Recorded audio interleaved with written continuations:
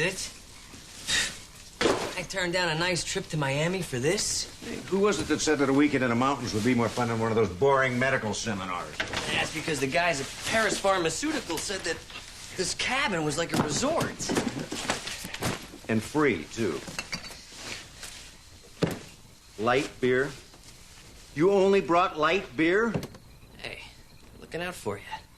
Hey, well, why don't you watch out for some firewood and light a fire while I drive back to town and get some real beer. You can light a fire, can't you? Yeah, I know how to light a fire. I've seen every Robinson Crusoe movie ever made. Even the one on Mars. Mr. Light Beer.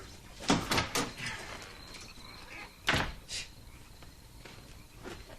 I was in Miami, room service would take care of this. Again, if I were in Miami, I wouldn't have to build a fire to stop from freezing to death.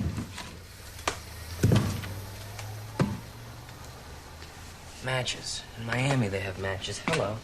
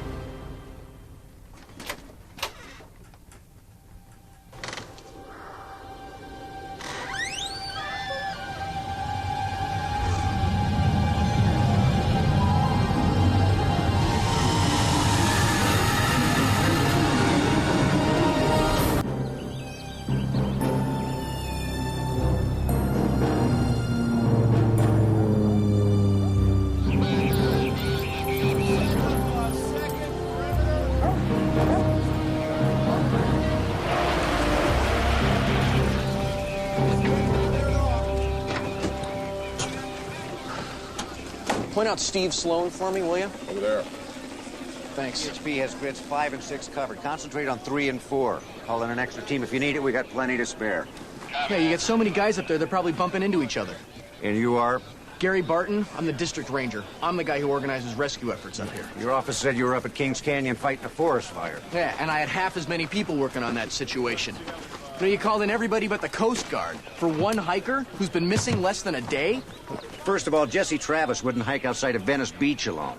He's not exactly the Daniel Boone type. Well, maybe he wasn't thinking clearly. Maybe he had a couple too many beers, started to miss his girlfriend. Maybe he went home. He's not a heavy drinker. His girlfriend is in Europe, and if he wanted to go home, he had to wait till I got back. And we finished here? Not until I hear something that makes sense. Why the urgency? Did you find any blood? Any signs of forced entry? Anything at all to suggest foul play? Not yet. Then tell me why I shouldn't send half these people home. When I left Jesse last night, he was cold, tired, and hungry. All he wanted to do was get warm and relax. Now, how likely is it that he'd pack a fireplace with wood and stroll off into the night without his jacket? It's not very likely. So why don't you just go fight a forest fire and leave us alone?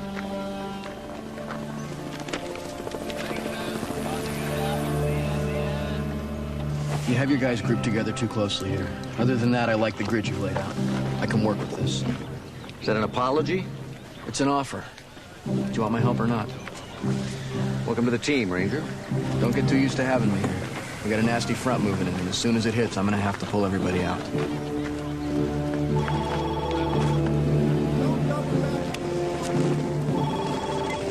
Sloan here. Still no word? No, not yet. How about your end? Well, I talked to Jesse's neighbors, his landlady, all of his patients, and all of his friends I could track down. And he hasn't contacted any of them? No.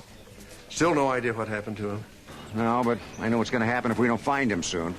This is some of the roughest country in California, and it's going to get rougher if the weather changes. Listen, if you need more help, Amanda and I... No, you stay where you are.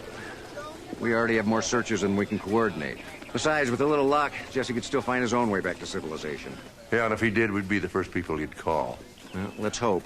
Okay, we'll stay put. Keep us posted. You got it. Well, still no sign of Jesse. But don't worry, you know Steve. Oh, he won't stop until he finds him. He hasn't got any choice. He can't run Barbecue Bob's without him. And we can't run the ER without him either. I barely managed to round up enough residents to handle Jesse's next 3 shifts. Why, just because he works 65 hours a week? Along with conducting field trials on Devon Labs' new defibrillator. Never heard about that? No. I knew about Paris Pharmaceuticals. 2 studies at once? Where does he find the time? I guess when the rest of us are sleeping, it's got to be a brutal pace. I don't think Jesse sees it as brutal. I think he really thrives under pressure. You know, Mark, up until yesterday, I may have agreed with you, but what if Jesse didn't just wander off? Well, you think maybe he had some kind of a breakdown and ran away?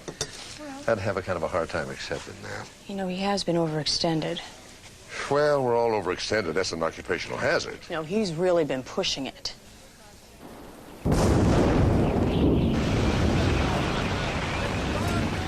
Can't leave. We've got a deal.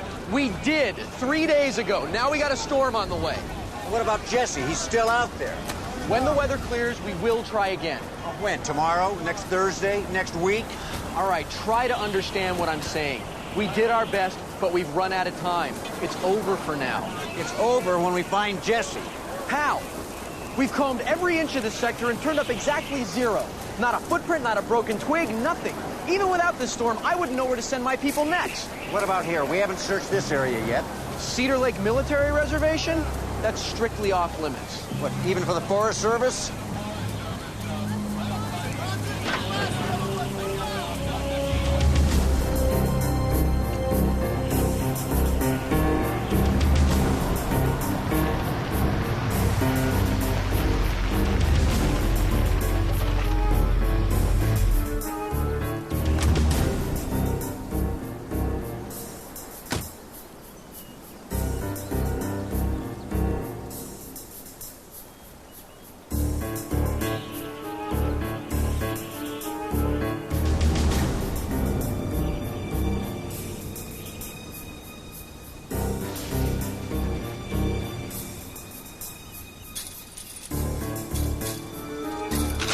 That's far enough, sir.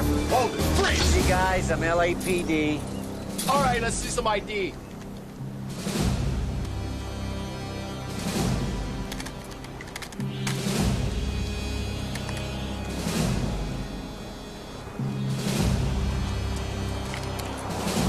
Come with us, sir. Please.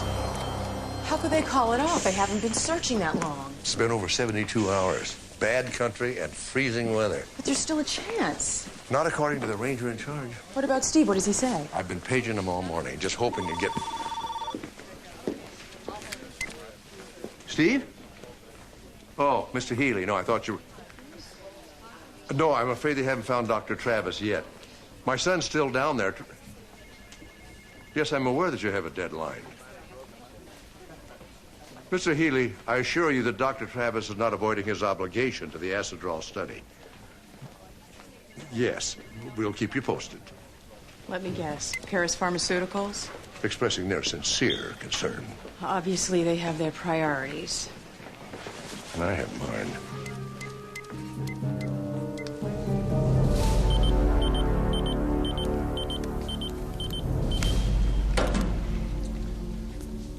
What is your name?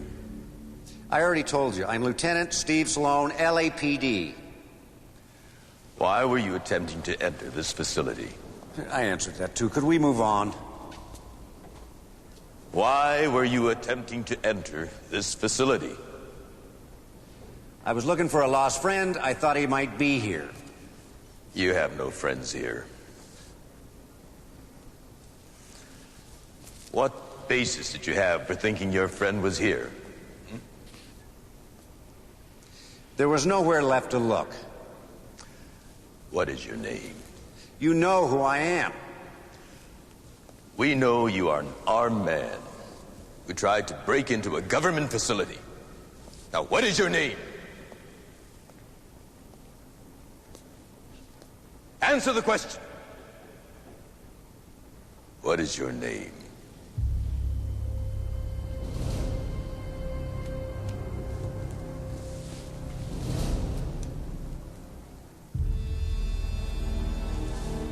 He's been cleared by risk assessment.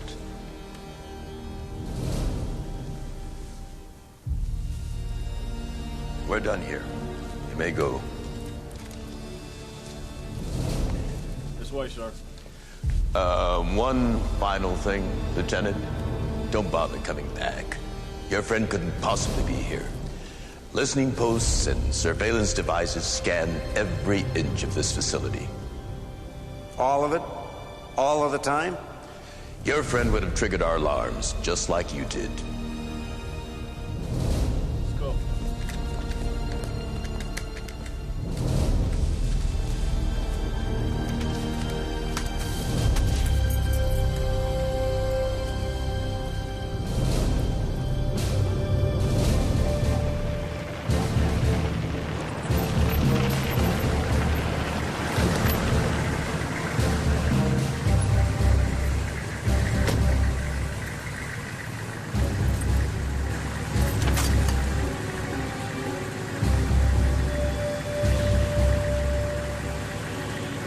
I believe this is also yours, sir.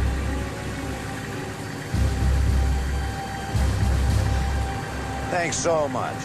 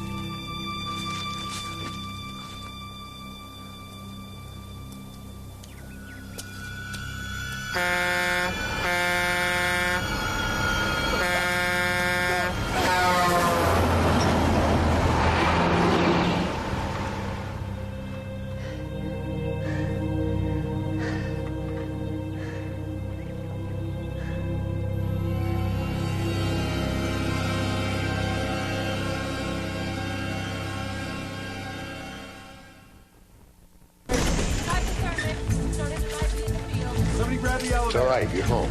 Everything's gonna be fine, Jesse. Jesse, what happened to you? What happened? We've been looking for you. Why did you leave the cabin? How did you get to Utah? Utah. The highway patrol found you outside of Ogden. You've been missing for 5 days. What's the last thing you remember? You left me.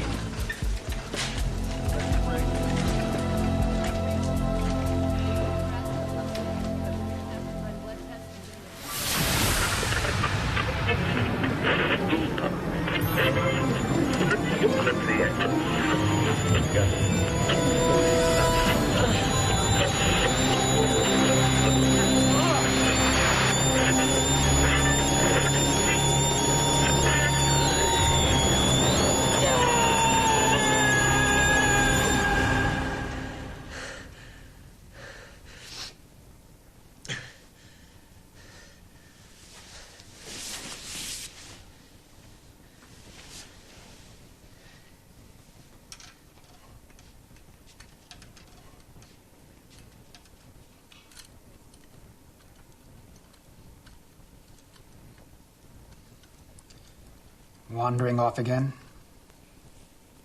How's that? Bet they're all blaming you for that, aren't they? I don't think they are. Why would they? They shouldn't. You're not the first. Other people, up there where you were, it's happened to them too.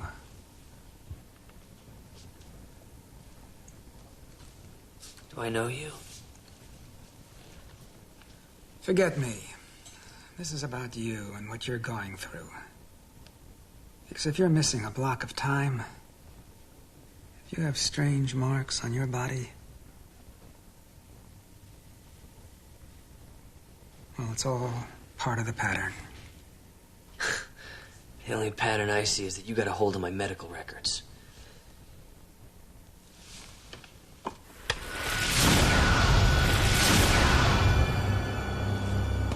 You have questions. And you're gonna have more. A lot more. Pills won't help. You need to talk to the people who know the truth.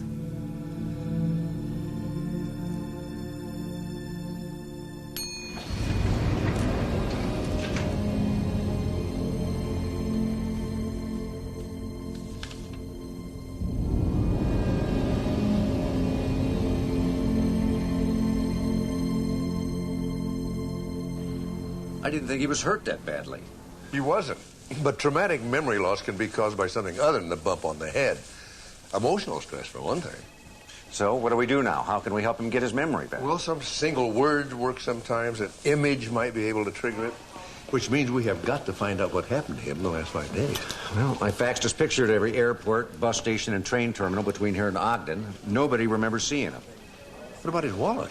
It's still missing. But none of his credit cards have been used, not since before he disappeared. If you've got any suggestions, I'd love to hear them. How about finding Jesse? Again. Apparently he checked himself out of the hospital. If you don't care to go on. Oh, no, it's okay. Give me just a minute. Like I said, I was alone. My husband was working late. It started a little past midnight. At first, the lights flickered. Yes, yes.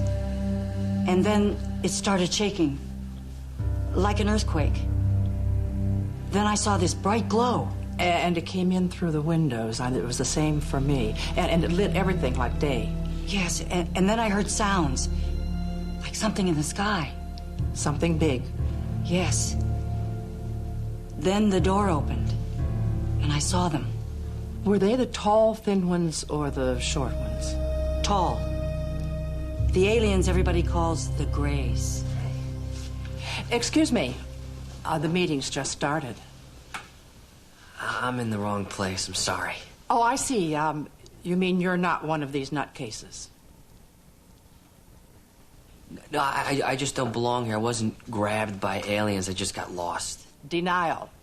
That's usually the first thing. You don't know what I'm going through. No one does. Then anger. You see, that always comes next. Look, we know you're afraid. We know the pain and fear because it's happened to all of us. The nightmares, they won't just end. They keep coming back. In fact, they get worse. You want it to stop? You have to talk it out.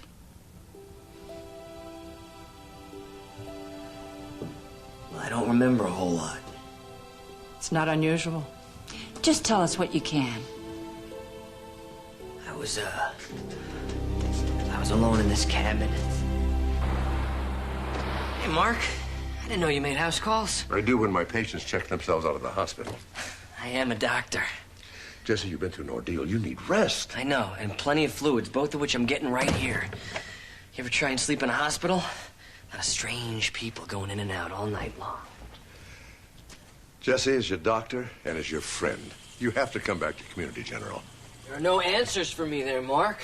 And that's what I need right now, not pills. Encounter at Roswell. The truth about Hangar 18, these are answers. Don't be so quick to judge. I'm not judging. I am just wondering... Wondering what? Why I'm wasting my time with all this? Well, you couldn't possibly begin to understand. Why don't you let me try? These people, they understand. The people at the Encounter Institute. They look just like you or me, Mark, except they've lived through something terrible, like me. I see. You see. Oh, come on, give me just this much honesty. You think that I'm bug-eyed nuts. I'm just concerned. Well, so am I. I just lost a week. And things happen. Things that I can't remember. Things that maybe I don't want to remember, but I... You think that I'm crazy, don't you? I think you're exhausted. I'm not going back to that hospital. All right. Then we're going to bring the hospital to you. I want to have somebody here twice a day to make sure you're all right. Fine, and I will be a good little outpatient, okay? I'm going to stay right here, and I'm going to get plenty of rest. You won't come back. No, thanks. Take care of yourself. Okay.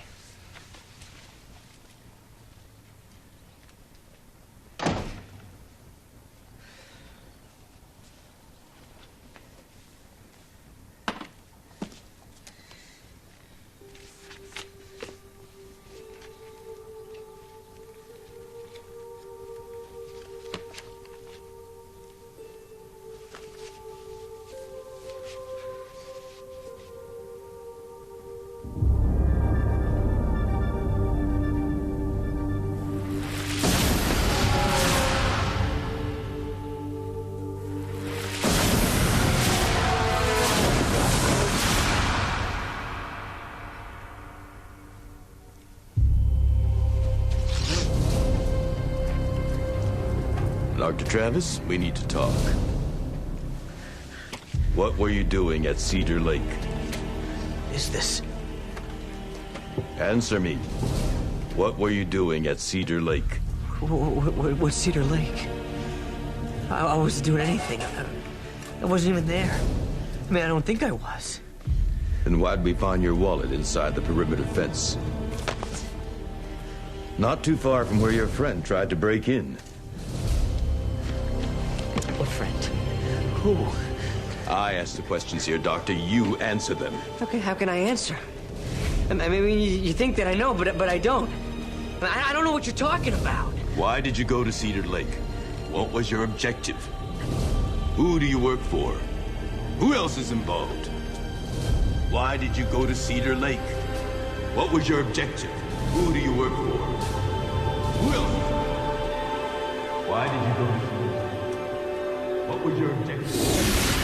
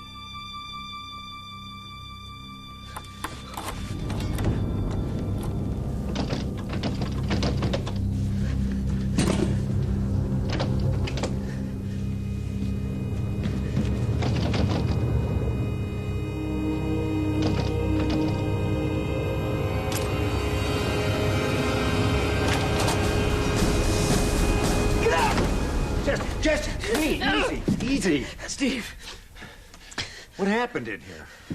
they were here. Did you see them outside? Them? They broke in last night, and they tore up my whole apartment, and then they started asking me all these questions, but I couldn't hear them. You know, I couldn't hear them. Jesse, you're not being coherent exactly. I'm not incoherent. I'm just not saying what I mean very well. Are they outside? Did you see them? Jesse, I didn't see anybody.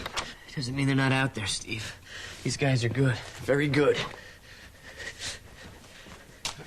Jesse, where are you going? Someplace they can't find me. Jesse, you really want to hit me with that thing? Steve, what's happening to me?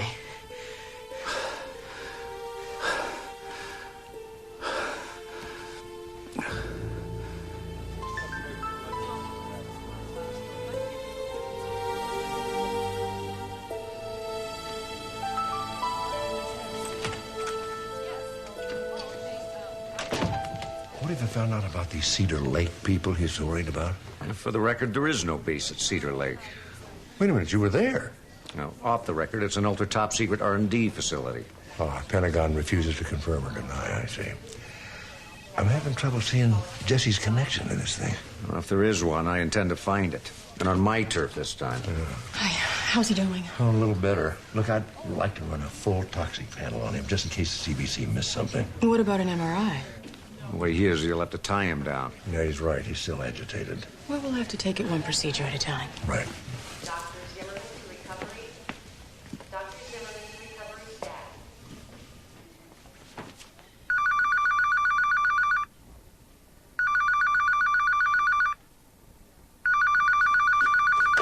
Hello? Is this Dr. Travis? Yeah, this is Dr. Travis. The switchboard said you'd be there. Listen to me. I know who they are, and I know why they're after us. Who is this? I've talked too long already.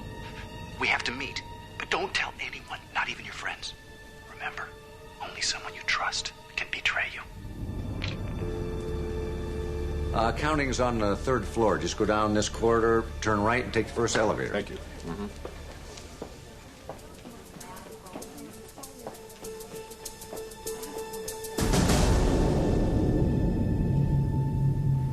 Hello?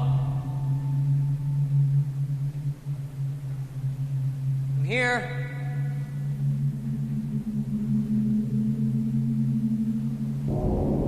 Hello?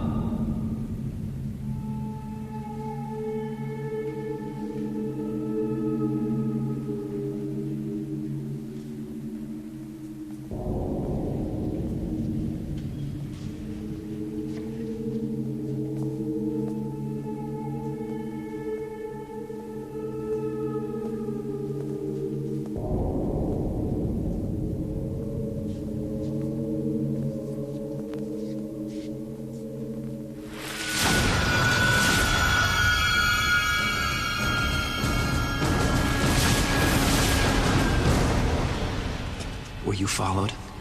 I don't know. You don't know. You don't know. You and I, we're the only two left. They've gotten rid of everyone else. Everyone. We have to move on. We can't stay here. It's not safe. They might have followed one of us. Not going anywhere. Not until you tell me what's going on. You already know. That's why they're trying to get rid of us. I don't know. Why can't you understand that? I keep telling everyone, but no one understands. I don't know. We have to get out of here.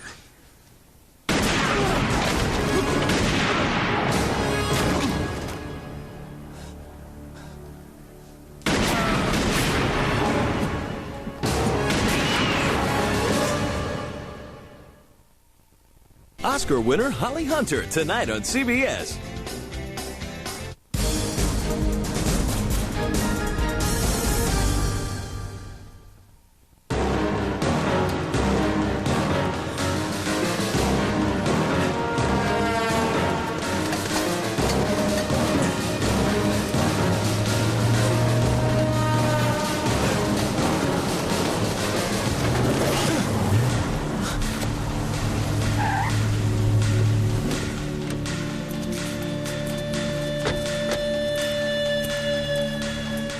Are you okay, sir?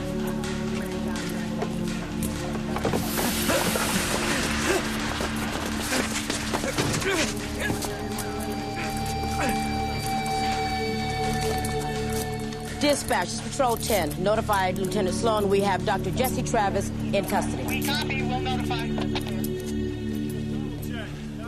We swept the whole building. There's no bodies, dead or otherwise. No trace of blood either.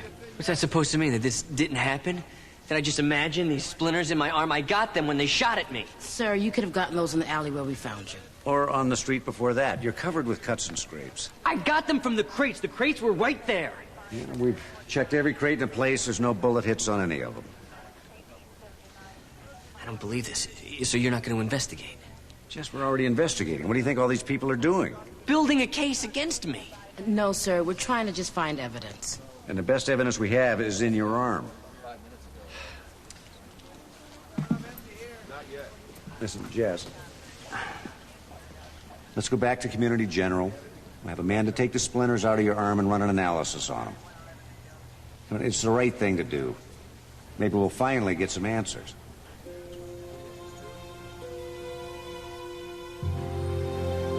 Mr. Healy, I don't understand why you say he's no longer credible. Dr. Travis is one of the...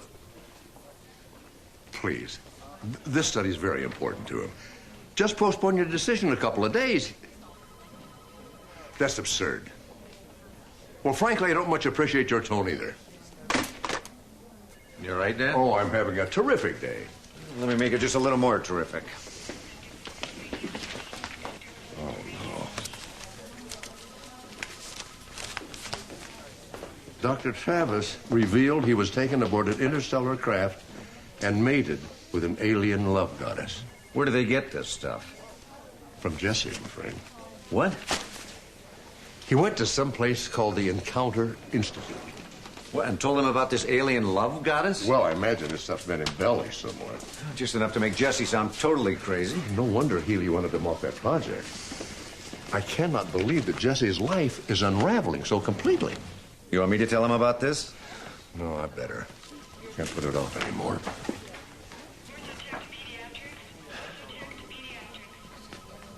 Why should I check myself in?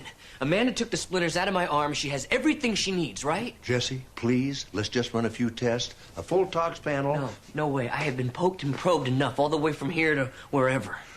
All right, let's set up a hypnosis session with Dr. Celeste. You want me to see a shrink? It may help you remember. Next thing you know, you're going to be penning me up in some psycho ward. Safe place. Think about it. If somebody's after you. If? What do you mean, if there's someone really after me?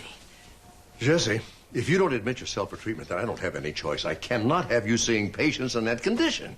After all I've done for you, and after all the times I've stuck my neck out for you, now you're going to fire me? I'm not firing you. I'm suspending you until you get some sense. Well, thanks for the lesson in friendship. Wait. Well, what are you going to do, Mark? Lock me up for my own good? Well, you can't. It's the law. You better get that. It could be a member of your staff who still trusts you. They pulled him out of the LA River this afternoon. 2 9mm bullets in the chest. Obviously not a swimming accident. Yeah, and all these splinters across his upper body. They match the one in Jesse's arm? Right down to traces of the machine oil from where Jesse said the shooting took place. You know, according to this, he was apparently homeless. No ID, ragged clothes. Reeking of cheap alcohol. But how many winos do you know with perfectly capped teeth, manicured nails? Well, do you think somebody tried to make this guy look like a transient? So nobody would be in any hurry to identify him. Yes, I do. But why? What possible connection could he have to Jesse's abduction? Well, I don't think some space alien zapped him. Do you? Right now, I don't know what to think.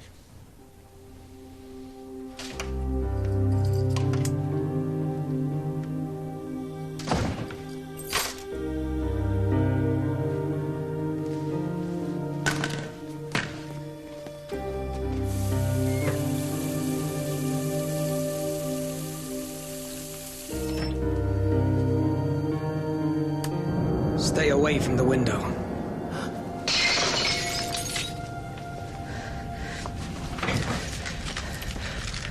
Somebody could be watching. Right. More than one someone. You're learning. Faster than I want. Who are you? What's your name? Safer if you don't know. For both of us. Understand? Yes, I understand. It's safer. I just don't know why they're after me. You know. You know, you're just like the guy at the warehouse. You think I have all the answers. You do know, Jesse. You were right there. What did you see?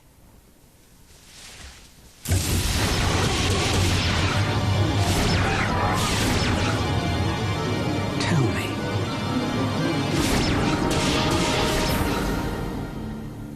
Aliens. It's about alien abductions and the government covering them up.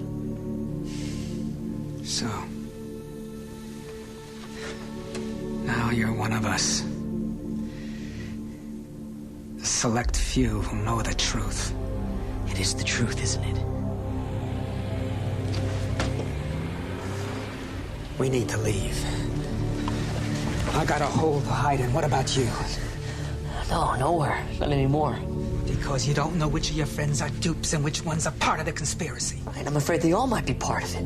Come on, think about it. Someplace isolated and deserted. What's the last place they think to look? There is this cabin in the mountains. Sounds good. Yeah. Oh, no. Dump the electronics. Pagers, watches, cell phones. Any of them could contain a tracking device. If they do find you, you may need this. I'm a doctor. I can't. You have no patients anymore. No friends either. Trust nobody. It's you or them.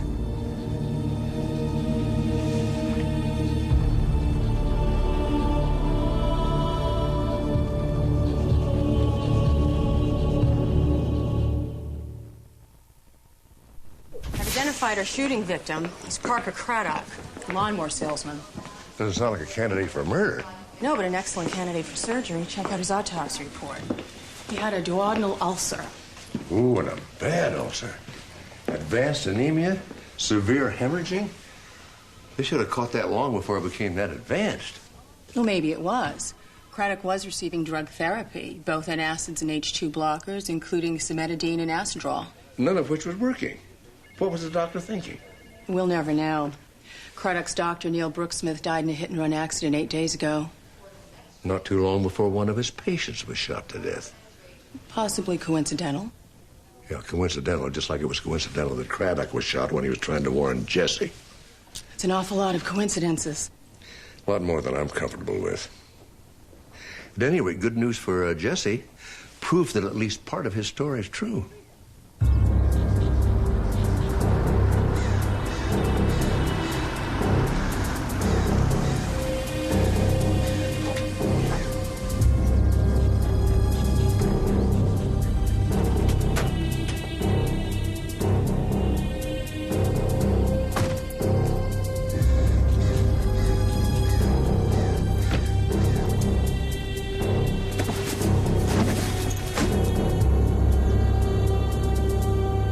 Jesse wouldn't leave this. His father gave him this watch. It's not like him at all. None of this is. You know, there's one thing we haven't considered. Given the demands of Jesse's schedule lately, he wouldn't be the first physician to turn to drugs. You know, you're exactly right. All of his symptoms are exactly like chronic drug use. Mm-hmm. We've got to search this place. The key's here. I know it is. We just have to find it.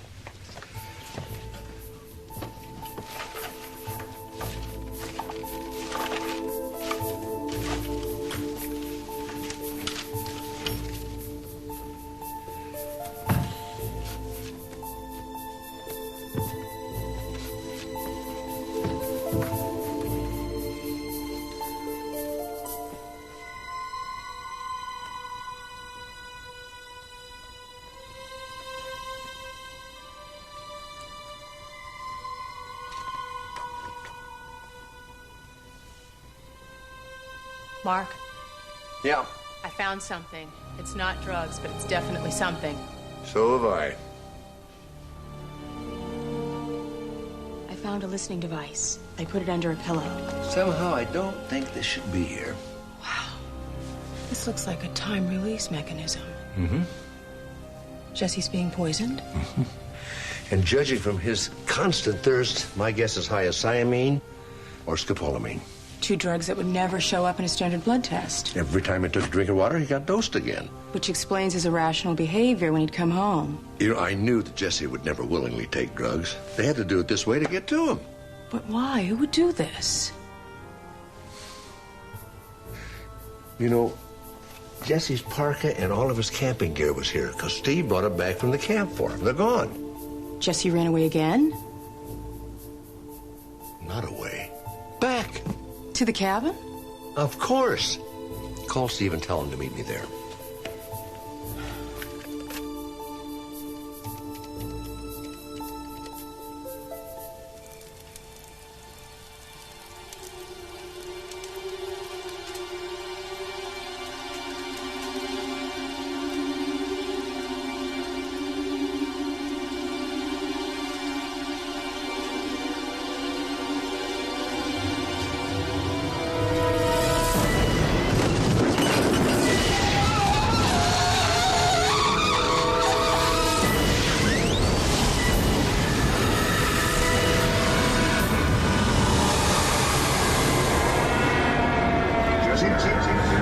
Get away from me. It's all right. Just relax. Everything's all right.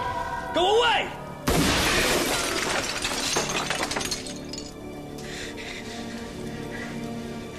Now, what you're going through must be horrible, Jesse. Overwhelming anxiety, hallucinations, visions. You can't understand what I'm feeling. I know you've been drugged. Jesse, put the gun down and come home with me, please. I can't. He told me that I couldn't trust anyone. He? Who is he?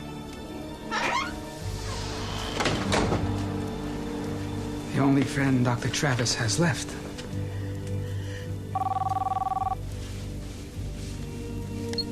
Hello? Dad, I'm still halfway down the mountain. A rock slide has blocked the road up to the cabin and... Imagine that. The road's blocked. Well, you're obviously a man of many talents. You can block roads, arrange alien abductions, and commit murder. Think, Jesse. Why would I do any of that? You do it for your employers, Paris Pharmaceuticals. This is their cabin, isn't it? And that's the gun you used on Craddock. Just as he was about to tell Jesse the truth. You can't trust anything he says. He's a part of all this. Jesse, I'm your friend. I've always been. Now, you know that. You're lying. You don't care about me. Then why am I here? I could have stayed away, but I didn't. I knew you needed me. Mark.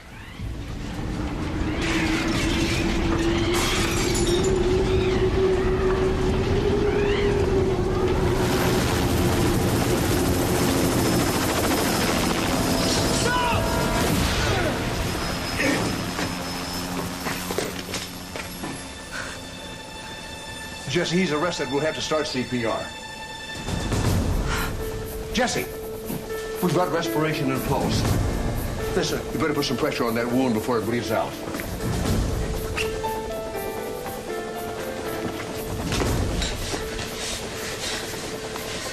Shut up. And now we're keeping him alive, not to mention saving my life. Oh, good timing. We need your helicopter to get this man to a hospital. You do want to find out how he managed to plant Jesse's wallet on your vase, don't you? All right. I'm beginning to think you were expecting this. Well, I admit I was kind of using you as a backup plan in case Steve got detained. I figured that your little listening post at Cedar Lakes would probably pick up our broadcast. And then I knew, of course, that you wouldn't be able to resist investigating. I don't like being manipulated. Well, would you feel happier if I promised never to do it again?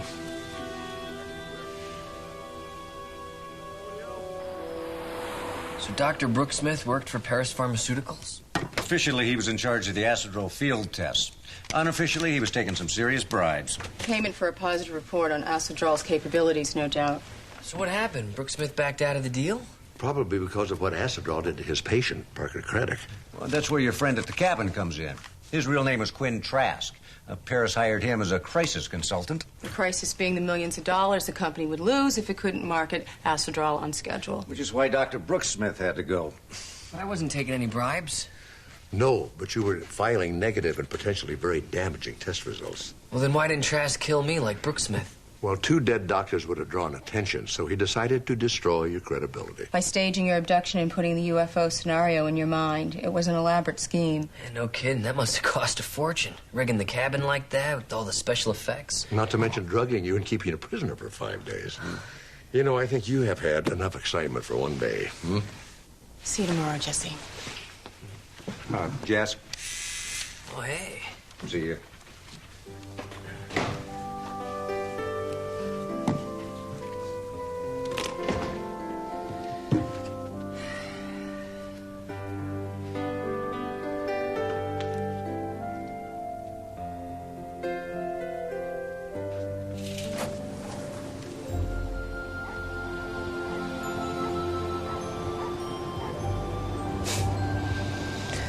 Go home, E.T.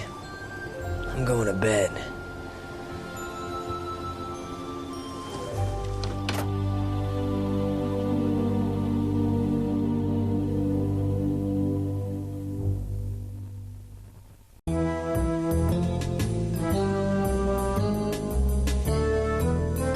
Dr. Horace Chilworth, 36, very attractive, research scientist.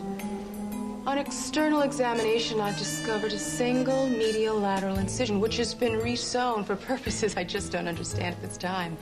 In any event, multiple stab wounds. The angle of entry and depth of the blows indicate a clockwise pattern of attack which matches exactly to victim Gwendolyn Benedict, who was pulled from Bellona Creek last Friday. Dr. Daniel Slade? Yes, I'm Dr. Slade. We're here to take Dr. Chilworth off your hands. Just like that. We do have authorization. Thank you. Well, I don't recognize the signature on this document, so the body will just have to stay with me. Dr. Chilworth's body has to be turned over to people who are better equipped to deal with it. Well, I can deal with the body just fine. Now, if you gentlemen will excuse me.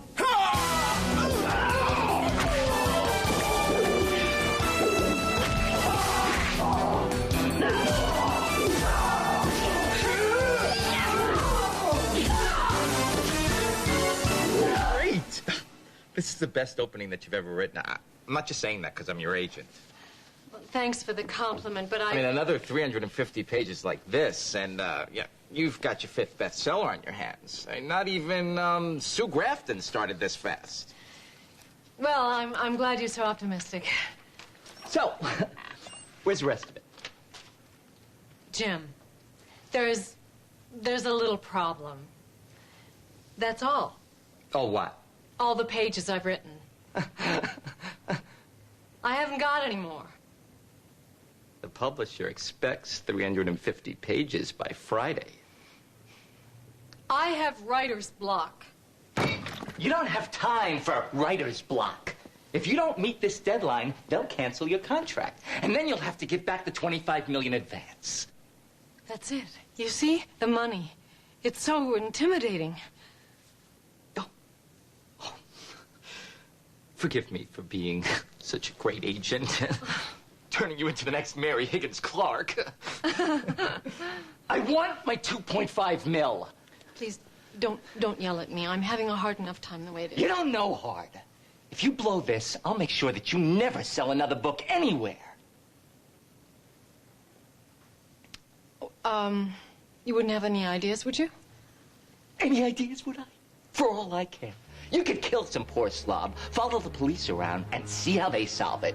You just get me those 350 pages by Friday.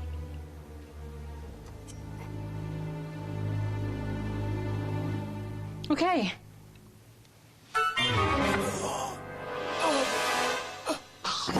Thanks. That's a much better opening. Not only was the victim not killed in the woods, but his body was kept in a freezer for 6 months. Now, if it weren't for the forensic entomologist who was able to calculate the amount of maggots in his chest cavity, we might never have known.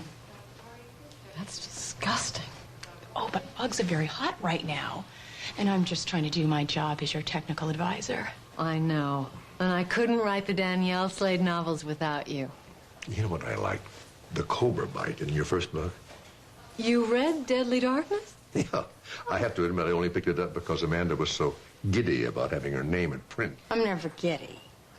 4 thank you notes and flowers for a week might be considered giddy. Deadly Darkness is a lot of fun to read. As a matter of fact, I picked up your other 3 books, too. I can't figure out where you get all those great ideas. Oh, pretty much the way you do things. I suspect.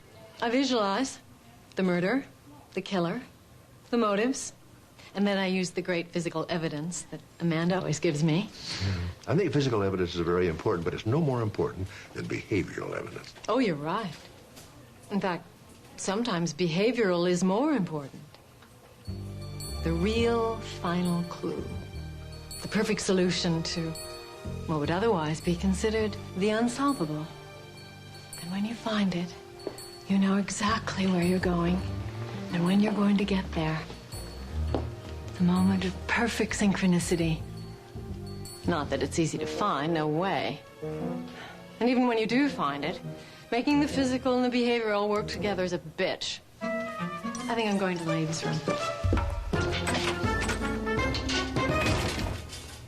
She's between books.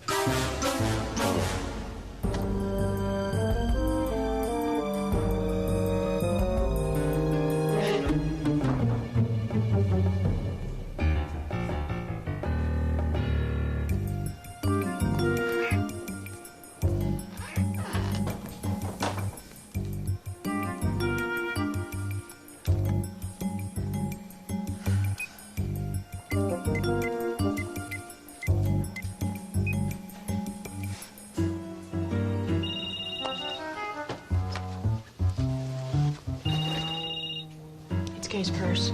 Oh. Well, You can't go in there. well, it might be important.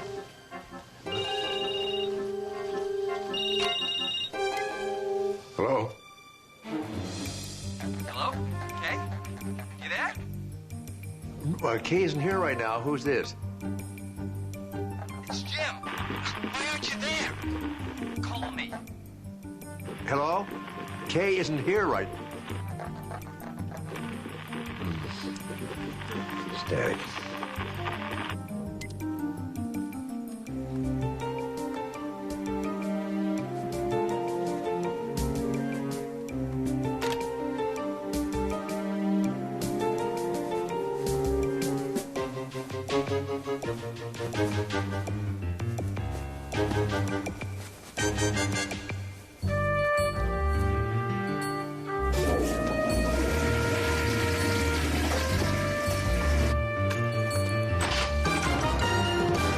Dr. Sloan, if you really needed to make a phone call, I could have loaned you a quarter.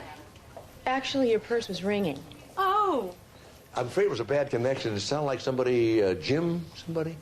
Jim Rothman, my agent. He was being paranoid. He got me this huge 3-book deal, and I have to turn the first manuscript in Friday. I'm holding on to it just to torture him.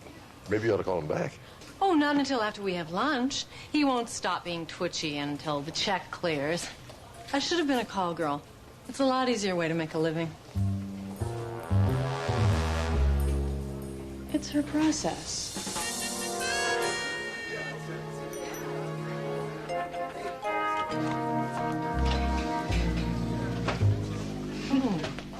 This place smells great. And you really own it? Yeah, me and my son, and that bleary-eyed young man in the scrubs over there. Let me go take care of this. Excuse me. Busy, huh? No kidding. 12-hour shift, 3 nurses out sick. We had a bus crash and an outbreak of chickenpox at a computer conference. Ow, and now this. What is this? It smells like coffee. So does that stuff at the hospital, and we all know what that tastes like. This is my restaurant. I ordered Costa Rican. Where is it? Steve, he canceled my beans. How could he cancel my beans? I let him have these plastic little ketchup bottles, and I want my coffee. There's been a homicide. Okay, I'm sorry. We need you to identify the body.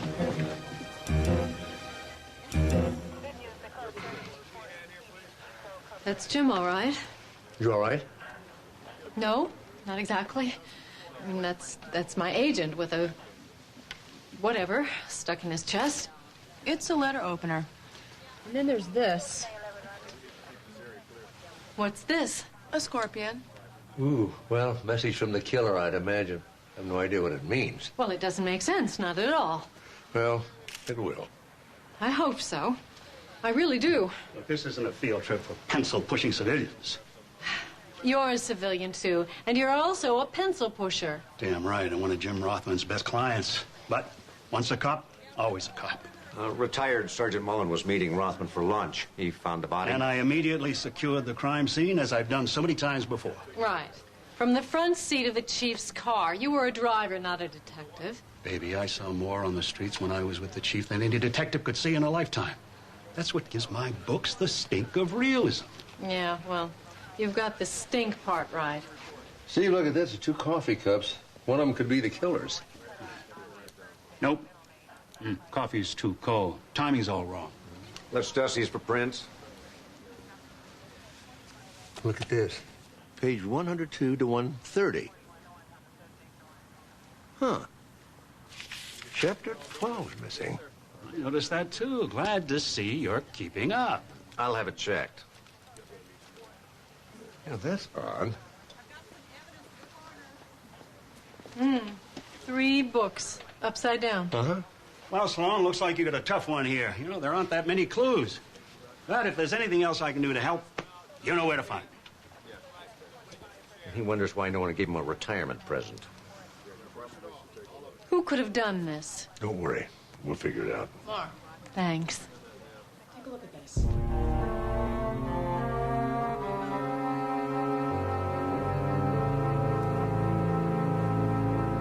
Let's see what clues were left behind. Well, for one that was the letter opener, left in literary agent Horace Chilworth's chest.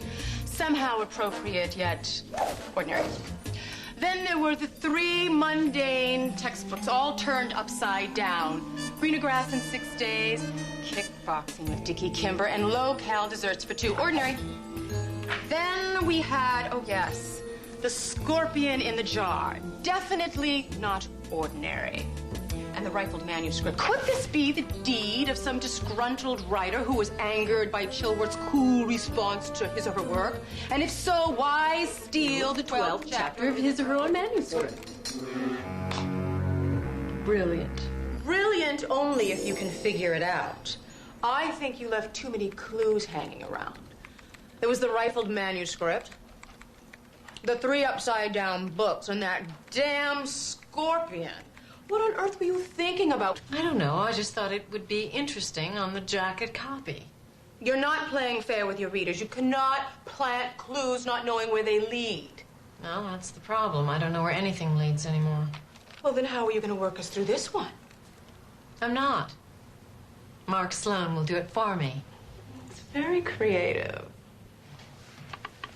Amanda Bentley's always saying how brilliant he is. Why not use him?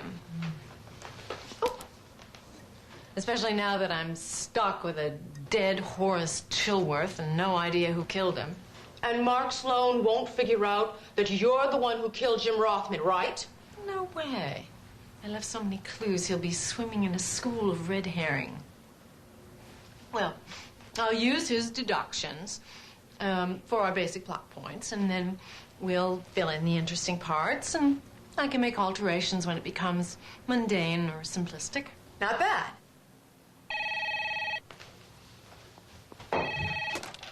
Hello? Oh, well, of course, Dr. Sloan. I don't know what I can do, but I'll certainly try. Jim meant a lot to me. The 3 upside-down books were all written by clients that Mr. Rothman dropped earlier this past year. Now, Steve figured that out when he looked at Rothman's records. Well, Steve checked their alibis. One of them's dead, and 2 of them don't even live in L.A. anymore. So if there's a message there, I don't see what it is. Well, we can't be stumped already. I mean, you said yourself that there was a chapter missing out of that manuscript, and perhaps the killer took it with him. Especially if the chapter included something damaging. Well, I don't think that's it. I mean, it was written by that actor, Bruce Blazer. He doesn't have any secrets. Everybody has secrets. Not Bruce. And even if he did, he'd use them to get himself a cover story in the National Enquirer. How can you talk about the star of Tuttle and the Mummy like that? Tuttle and the Mummy? You know him? Sure. Harry Tuttle and his partner, the Mummy, were supernatural crime fighters in a 60s TV show. They rerun it on one of those cable stations at 2 a.m. What, you guys never had insomnia? Not that bad. Tuttle and the Mummy was canceled in 1968 and became an instant cult hit. Bruce has been living off the persona ever since, and writing these disgustingly effective occult thrillers for the last 10 years. The man's a walking money machine. Well, then he wouldn't want to kill Jim Rothman. Unless he suspected that Jim was trying to cheat him. Loyalty wasn't exactly in Jim Rothman's lexicon. We'd better find out what's in that missing chapter. So let's go. I don't think so, because this is a police investigation, and I am the police. But you're not a writer. I know these people. I know this world. I could save you a lot of time. Jim was my agent. She's right. She'd be a big help. I don't know why I bother.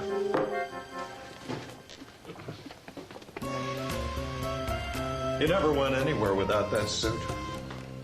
My partner, the Mummy, fighting evil whenever it threatens the innocent. That's good. Ted was largely responsible for the success of Tuttle and the Mummy. The fans loved him. What happened to him? He was clocked by a golf ball on the 17th hole at Pebble Beach. Turned him into a vegetable.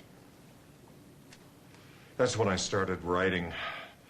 Doing personal appearances without him just seemed all wrong.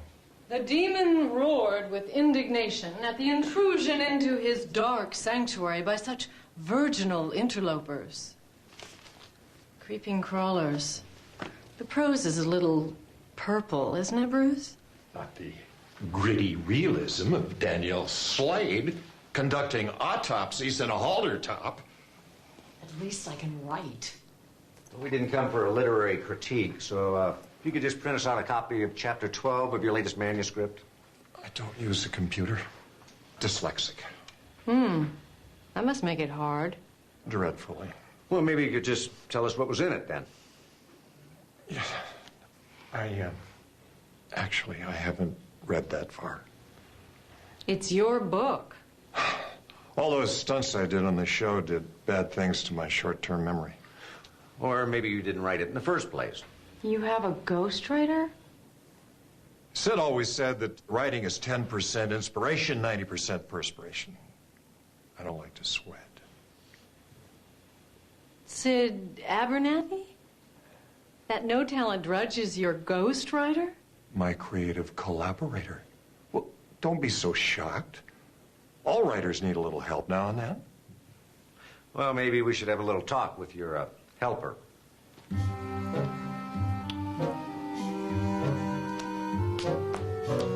Why would anyone want to be a ghostwriter anyway? Nobody knows what you've accomplished. Money. Besides, those books would never sell under Abernathy's name. Well, how would he know if he didn't try? Oh, he did. Remember that passage I read from Bruce's book? It was originally in one of Abernathy's own detective novels. He not only steals from himself, he steals the worst parts. He's so bad, why do you read him? Well, don't you keep up with other detectives? Not the same thing. Oh, sure it is. Caseloads, bestseller lists, it's all competition. Mr. Abernathy? Hey, it's open.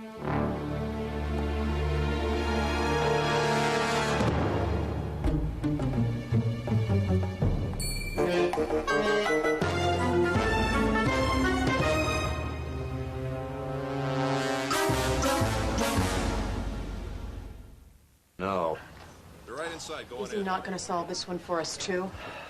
Well, how you doing, Sloan? Bentley, doctor?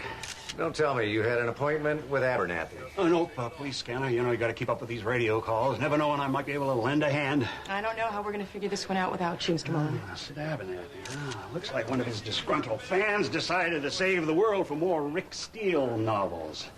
Noble motive. Doctor, looks like we got a serial killer on our hands. You do? Yeah, you know, preying on the literati. And that's his calling card. I like his style. I'll tell you what, while I'm here, why don't I go out and check the perimeter, see what you've missed? I'd appreciate that. Yeah, I think we have a novel here. I got first dibs, baby. That is the most silly, stupid, impulsive idea. Well, it's an interesting puzzle, all right. Well, you don't think Archie could be right, do you? About the serial killer? I mean, the crime is identical. Well, I admit it doesn't look a lot like Rothman's place, but somehow it just doesn't feel like the work of a serial killer. What does it feel like? Confusing. The same M.O. as Horace Chilworth's murder. A single upward thrust with a letter opener, piercing the descending aorta, causing rapid exsanguination and death. There is a difference, and it is a significant one, one I must not overlook. This latest victim was stung before he was killed. This is way too confusing. Mark Sloan is confused. I'm not. Well, why aren't you? I mean, we have two killers now. Yeah, you offed Rothman, but you didn't off Abernathy. I know. Isn't that great? Yeah, I hate when you get to this part of a book. You become positively delusional. I'm not delusional. I'm excited. This thing finally has a life of its own. That's a good thing, too. It's starting to get a little straight line in the plot. Needed a few more twists. Twists? Come on. There's nothing.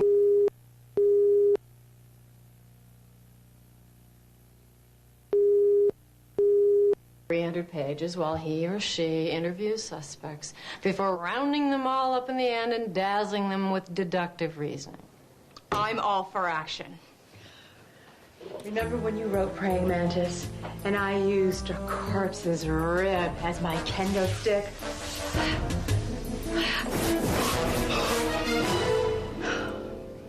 Yeah, that was good. I don't know who killed Sid Abernathy or why, but this shows that if you plant a couple good what-ifs, the whole narrative just lays itself out. Oh, if you really believe that, you would have had a manuscript ready yesterday. A dull one. This is definitely not dull. Well, you're right about that, at least. Where do we go from here? Well, back to Mark Slow. Oh, I asked for coffee. I know, but there will be none. At least not until the good stuff gets here. Hey, I know these books. That's a Dance of Death series. Rick Steele, super spy. Fast with his fists, faster on his feet. Jesse has very low literary standards. Yeah, Sid Abernathy happens to be a great writer. His constant reworking of specific themes and scenes makes him one of the most complex contemporary American writers. I mean, look at Cha-Cha Choker's brilliant use of metaphor. And then there's Lindy Hop Lunatic, all right? And that one, Rick is chasing after this serial killer who preys on swing dance competition. Look at this right here.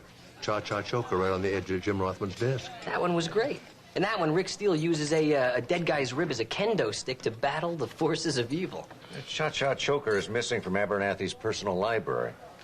You mean he took an already published book to his agent? That doesn't make any sense. Well, maybe not, but the lab guys found something in Abernathy's computer that does. A blackmail note. The whole world will soon know the lying thief you really are. I guess ghostwriting just doesn't pay enough. Did you find that chapter 12 from Blazer's book that Abernathy was ghosting? Mm-hmm. The hero, who thinks he's turning into a vampire, gets on a plane for Albania and reviews the eerie events of the past 11 chapters. And if there was information the killer wanted to hide, he would have had to take the entire manuscript. At least that red herring is dead. I told you you left too many clues lying around. You know, this isn't working. Why don't we just drop it?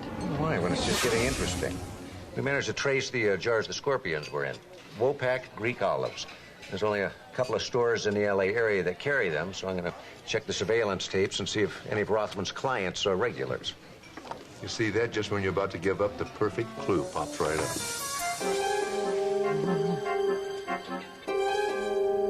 It wasn't plagiarism. My subconscious merely borrowed a few elements from a book I barely remember reading. Praying mantis is a lie? My whole life is a lie, a lie.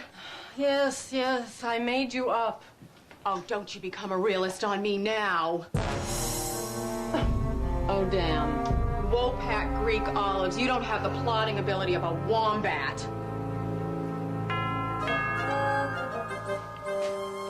Go away.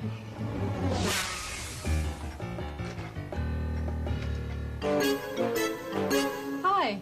Hi. Yeah, come in.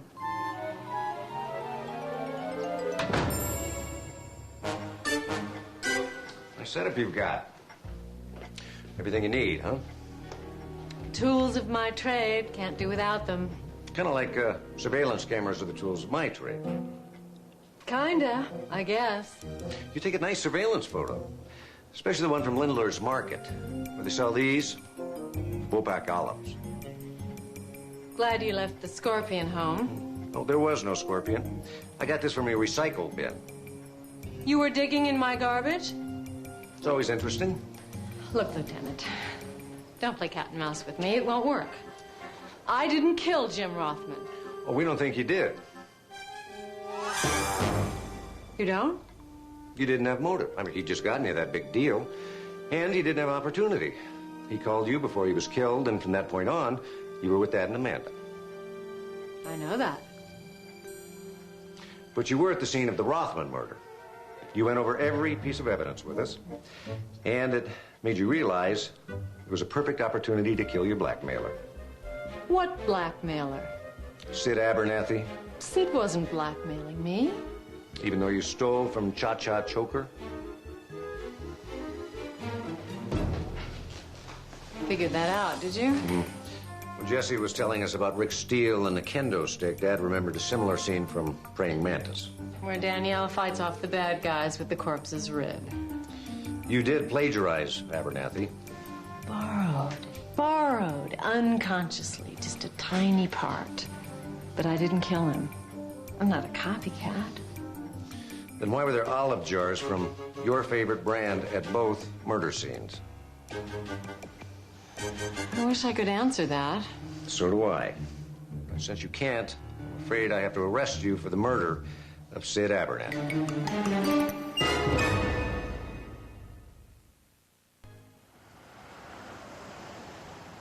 I framed myself for a murder I didn't commit. By committing the murder I did commit. And I can't convince them I didn't commit the second murder unless I admit I committed the first one. You know, I usually like it when a character starts taking over the story, but this is getting a little out of control. Oh, I think it's Dr. Sloan who's gotten out of control. And what about all those red herrings he's supposed to be swimming in? Don't start with me. At least you told the truth about the blackmail. Yeah, the truth will set me free. No, but it'll make a great ending. Oh, Amanda, thank you for coming to get me. I'm just glad I was in the path lab when you called. I didn't know how I was going to get home after I posted bail. You know how I hate taxis. I can't believe they're doing this to you. I told Steve he was all wrong. Well, he is. I said if Kay Ludlow really wanted to kill Sid Abernathy, she would have thought of something more intelligent, nefarious. Exactly. And you're a mystery writer. I mean, there's no way that you would have been sloppy enough to leave all those obvious clues lying around. Amanda, the real killer is still out there. And he might be getting ready to kill another one of Jim's clients, maybe even me. Okay, no one's gonna kill you. All we need to do is find out who committed the first murder. We do? Absolutely. And once that person confesses to both murders, well, you'll be free and clear. Yeah. Right, great. Okay. Come on, let's go over and talk to Mark about it. We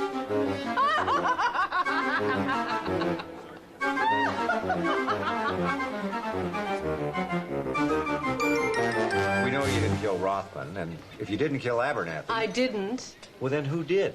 And where did he or she get the olives? You know, Steve didn't find any more of Rothman's clients on the surveillance tape. Ah, real coffee. This is from that designer coffee shop down the street. Good, huh? And $1.75 a cup. And worth every penny. Why can't you just get some brown crystals and drown them in hot water and leave my profit margins alone? Hey, didn't you kill Sid Abernathy? No, she didn't, Jess. I knew he'd believe you. You know, it's possible that this was about killing Sid Abernathy, and murdering Jim Rothman was just to point us towards Kay. And since Rothman called Kay just before he died... She had an alibi the real killer couldn't have known about. So who is our killer?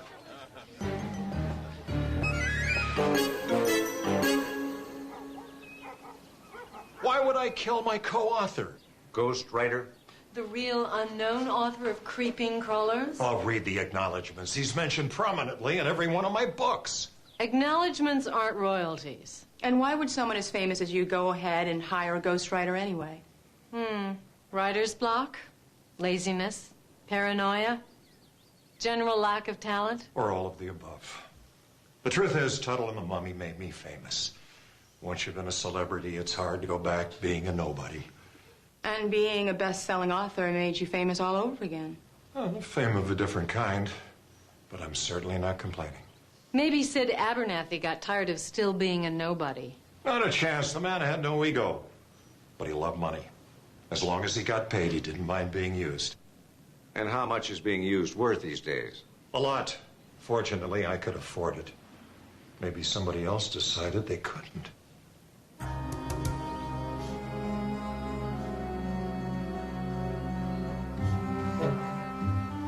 So where are we going now? Dad's found something at Abernathy's house.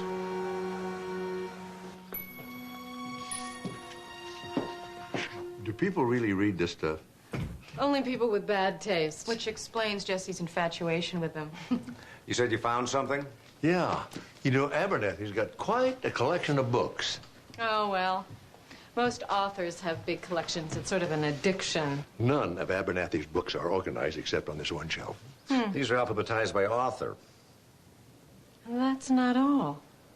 This is everything any one of these authors ever wrote, including Bruce Blazer. Exactly. All of these books are books that Sid Abernathy ghost wrote. Then why are retired Sergeant Archie Mullen's books here? Probably because all he ever knew about the street was how to find one on a map. I think you better have a talk with him.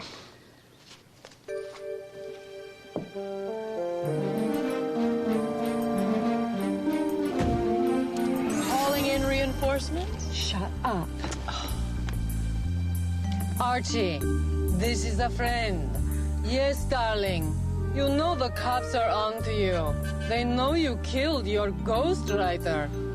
They're on their way. If I were you, I would run. Run, run, run.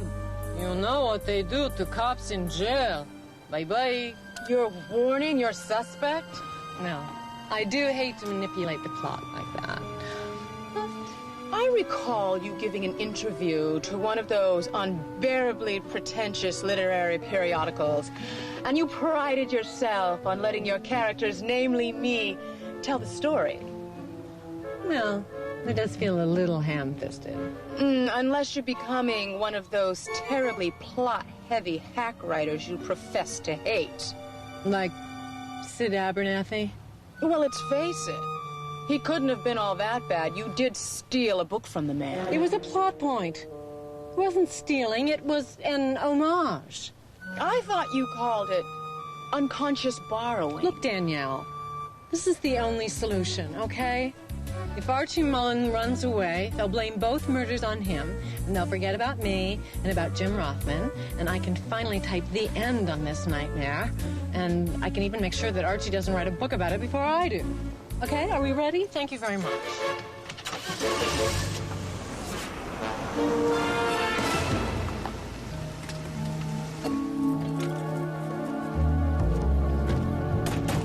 I did some more checking on the way over. Turns out Mullen was on one of those grocery store surveillance tapes. Oh, don't tell me you missed one. No, one of the clerks took it home to record a couple of South Park episodes. Yeah, but lucky he didn't tape over everything. See, in real life, not everything comes easy. No. At least you were able to locate that pet store when Mullen bought that scorpion. Oh, no. People use scorpions as pets? No wonder Mullen used a ghostwriter. He's not very good at hiding his setups. Get out of here, Sloan! You're just making this worse, Archie. You know what it's like for a cop in prison, Sloan? Now get out of here! I'm calling for backup, Archie. You know what happens if you don't give it up now? Yeah, this! Drop it, Archie.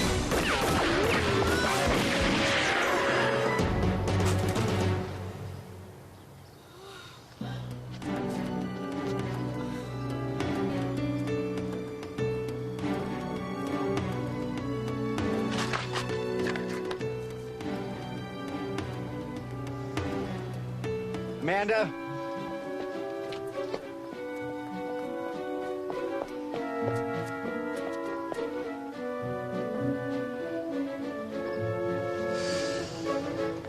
Call it in.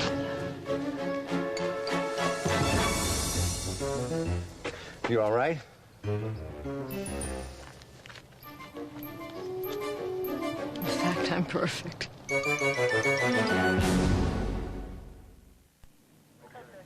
Doesn't make sense. Archie Mullen wasn't the gung-ho, self-sacrificing type. No, he said he was afraid of prison. Not enough to keep him from killing Rothman and Abernathy. No. Blackmail can make you stupid. At least it makes my character stupid. Looked like it had the same effect on Mullen, too. The same note we found on Abernathy's computer. I wonder how many people he was going to blackmail. He certainly picked the wrong person to start with. I guess Archie did exactly what we thought he did. Killed Rothman to set up Kay for both murders. And when Kay was released and he saw that his plan was going to fail, he decided to depart in a poorly thought-out blaze of glory. Well, it's never a good idea to kill off your protagonist. No, it definitely isn't. It's nice to close both cases at once. Kay, how are you with all of this? I mean, now that it's over and you have to get a new agent. Oh, I'm okay. In fact, maybe we could talk about that maggot stuff after all. For my next book. And there will be a next book. Don't worry. Oh, I'm not worried. Well, you don't look happy. I don't like these kind of surprises. Always makes me think I missed something. I know. It's like when I write and it turns up short. I'm sure that I've missed a big chunk of the story. And have you? Well, sometimes. But usually it means that the story was too simple to begin with and that the solution was too easy to find. So I just put it in a drawer and start something new. Maybe I ought to put this in the drawer. Yeah. Want some? We back in the coffee business? Yeah, Steve and I compromised. I get the Costa Rican beans, but then we have to cut it with the canned stuff. Sounds fair. I thought the Abernathy Rothman case was closed now that Mullen is dead. Well, it is, supposedly. We've got coasters now? Oh, yeah. Do you know what it does to public morale to see water rings everywhere? You know something, Jesse? Mullen's dead. I think the killer's still out there, and I know just what to do about it. Put that on my tab. I told you Mark Sloan would get me my plot and miss the truth besides. You got lucky. I got enough material for a dozen books. There's the self-sacrificing cop story, the blackmail scheme story, the missing author story. Kay Ludlow. I know what you did. Did? His spirit will walk until it's avenged. What are you talking about? And I will be the instrument of that vengeance. What vengeance? Archie Mullen may be dead by another's hand, but the fault lies with you. Oh, come on, Bruce. As to the deaths of Jim Rothman and Sid Abernathy. You know, you really should stop watching your old reruns. You're not Harry Tuttle. I approve. What? And so will the police, very soon. And then the restless can rest. Bruce, wait a minute. I didn't kill Sid Abernathy.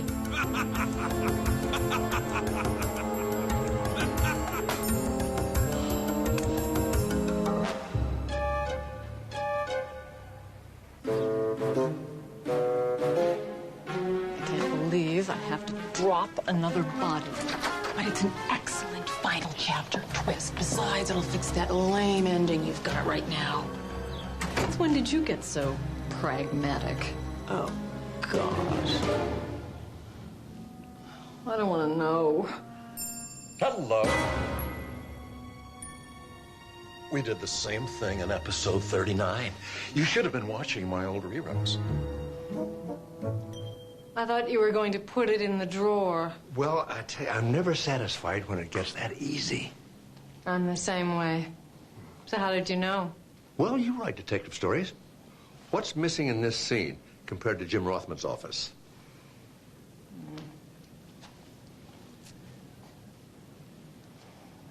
The upside-down books, different titles? Nice guess. But wrong. The rifled manuscript, chapter 12 is missing, I assume, but irrelevant. Right. Let's see.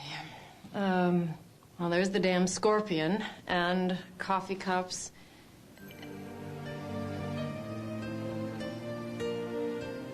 No coasters. No coasters. When you were Barbecue Bob's, you always found yourself a coaster to put on your coffee cup. And you did the same thing in Jim Rothman's office. But at Abernathy's house, there were no coasters at all. And Archie Mullen, kitchen table was covered with water rings. Oh, the man never used a coaster in his life. Well, obviously it wouldn't occur to him to use one in Jim Rothman's office either. You know, this could add a whole new layer of psychological motivation to my killer. I could blame his murderous bent on an obsessively, compulsively neat mother. Well, I did have an alibi for the time of Jim's murder. Yes, you did, and it was a neat piece of plotting, too. Instead of making us believe that you were nowhere near Rothman when he was killed, you made us believe that he was alive when he was actually already dead. I like that. Thank you. You're welcome. Well, simple is usually best. That's what Mummy always told me. Brilliant powers of deduction behind that body wrap. But obviously there was a mistake. Rothman asked why you weren't there.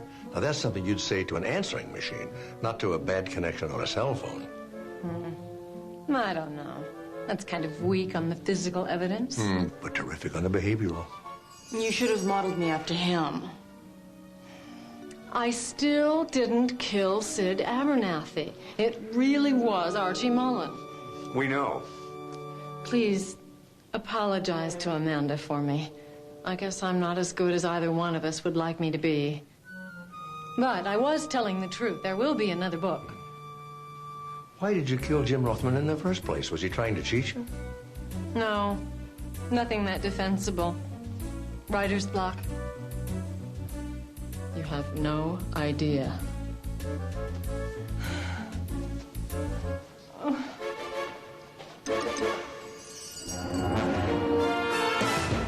You named a drink after you, you know.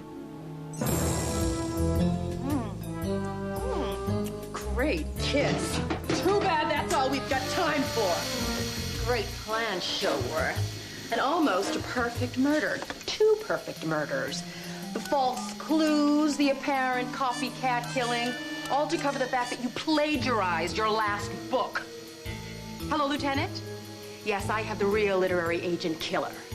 The end. Brilliant. Really brilliant. I still didn't get to sleep with the very attractive Horace Chilworth. Wait till I write the prison breakout story. You're gonna love it. Yes!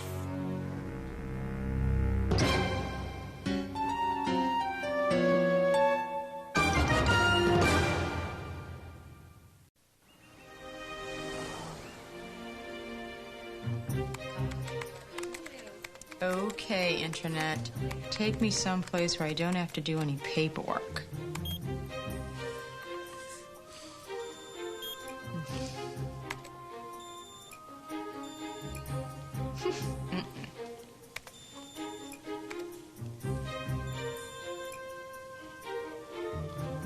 It's better.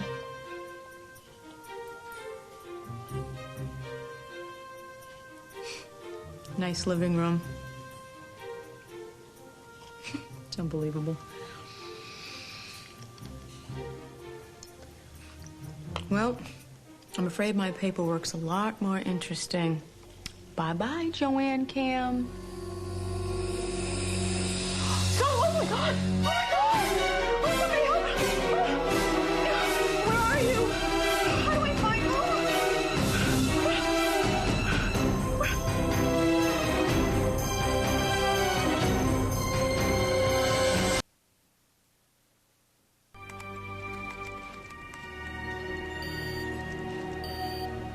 It's gotta be here. What's an URL? It's an address you type in to get to a site on the World Wide Web. Now, this message is saying that the address Amanda's using doesn't exist. But it did. I watched a woman get murdered. You know, maybe it was a film clip. Some of those sites use videos. Mark, it wasn't a film clip. Well, maybe it was just a joke then. You know, like that couple who set up the website so you could watch them lose their virginity? Yeah, that never happened. It was in the paper. This isn't a joke, you guys. We've got to find her.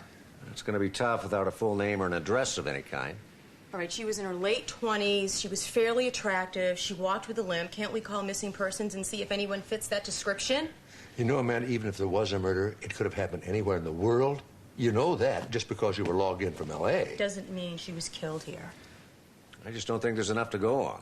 Someone died somewhere. I witnessed it, and I feel like I'm the only one who cares.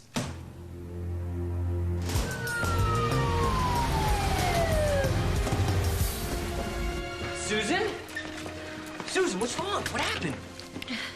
Acute stomach pain, vomiting, low-grade fever. Okay, I want a CBC, Chem 7, liver profile, amylase, lipase, KUB, flattened upright, and let's get an abdominal sono to rule out gallstone or acute appendicitis. Jesse, I do not have appendicitis. Look, I am the doctor. You are the patient. I have to check for everything. I am telling you, the pain is not just on one side, especially with you poking at me like that. I think it's food poisoning. You could have gotten food poisoning. You and I had breakfast together, and I'm not sick. Not breakfast. Lunch. Lunch, but you were going out to lunch. You were going to have lunch at... Barbecue Bob's. Shh. You did not get food poisoning at Barbecue Bob's. Oh, you stop. It wasn't Barbecue Bob's. I poured some of that so-called hot barbecue sauce of yours on a piece of bread. And I barely made it to the bathroom. It wasn't barbecue bombs. It had to be. Jesse, you have to get a health inspector to check. What if other people get sick like I'm about to again? Whoa. Okay, I want 35 milligrams of compazine to start an IV with ringers at 250 per hour. Mm-hmm. Oh, and call in Minnie and get a room. Thanks. Oh, and nurse. Thanks.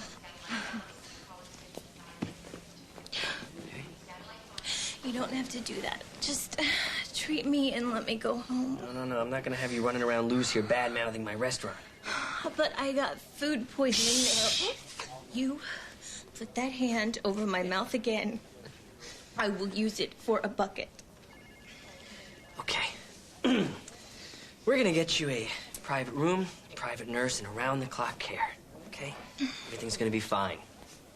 And it wasn't Bob's.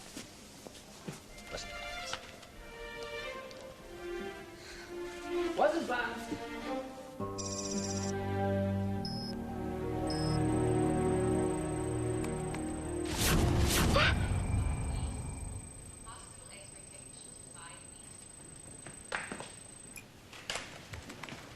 You still trying to find Joanne, Cam? You saw her too? No, but Mark told me that you were obsessed about it. Concerned. He said that you were concerned. What have you found exactly? Exactly. Lists. The internet is big on lists. Yes, including ones of unsolved homicides. I've been searching and searching, and I can't find anything that even begins to resemble the woman I know I saw. Why would anybody do that? Set up a camera like that in their house? All those strangers watching you all the time? Creepy. Except nobody ever really does know who you are. You're just this body wandering across the screen doing whatever. You know, I really wish I knew who Joanne was or knew somebody who did. I think I might be able to help you.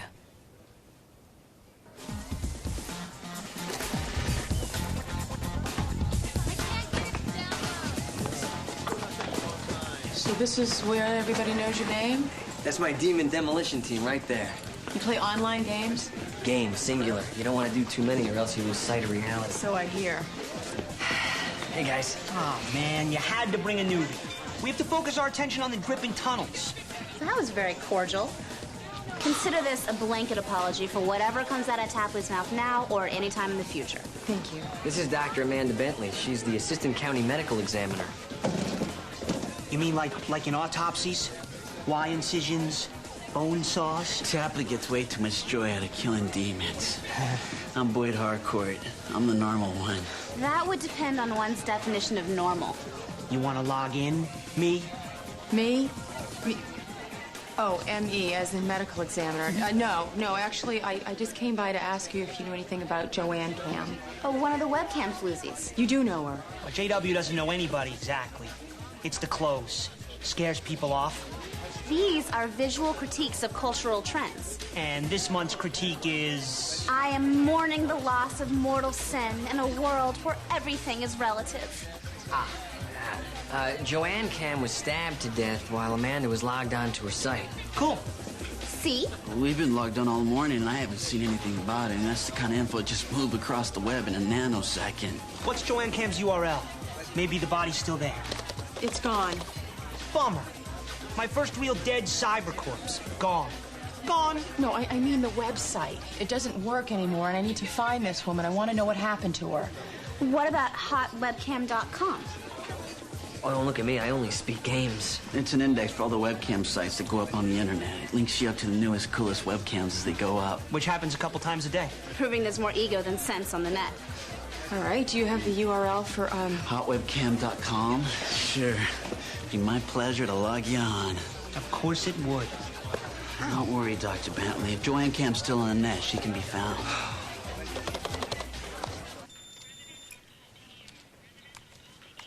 A live feed of somebody's front lawn. That's exciting. Not nearly as exciting as the woman who devotes her sight to her castanet lessons. The electronic frontier. Scary. Sad. Okay, let's get back on hot webcam and try again. I don't know. This index of websites is interesting, but it hasn't exactly led us to Joanne. I know, Mark, but I'm not going to quit looking until I find her.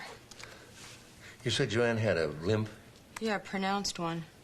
What'd it look like? Kind of a shuffle? Well, I can't really describe it. I don't know. Did it look like this? Kind of a... No. Mm-hmm. How about this? Mm-mm. No? Mm-mm. How about this? That's it. She got a club foot. Are you sure? That kind of birth defect's very distinctive.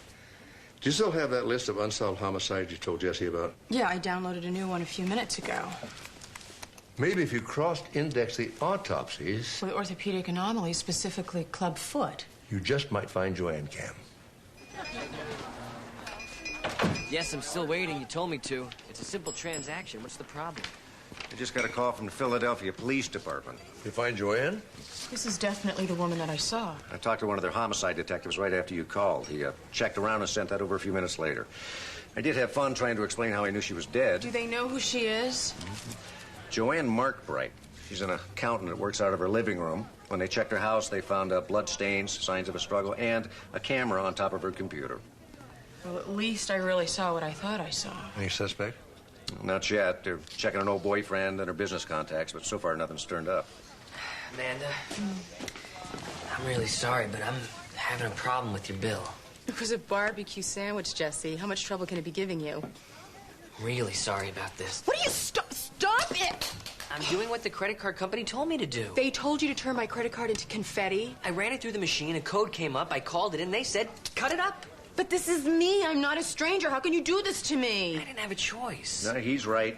If we don't confiscate the cards when they tell us to, the company could cancel our account. Yeah, and we can't run a restaurant without accepting credit cards. Well, I'm sure when you call in your canceled check numbers, they'll realize it's a mistake. Well, thanks a lot, guys. I don't believe this. I hate computers.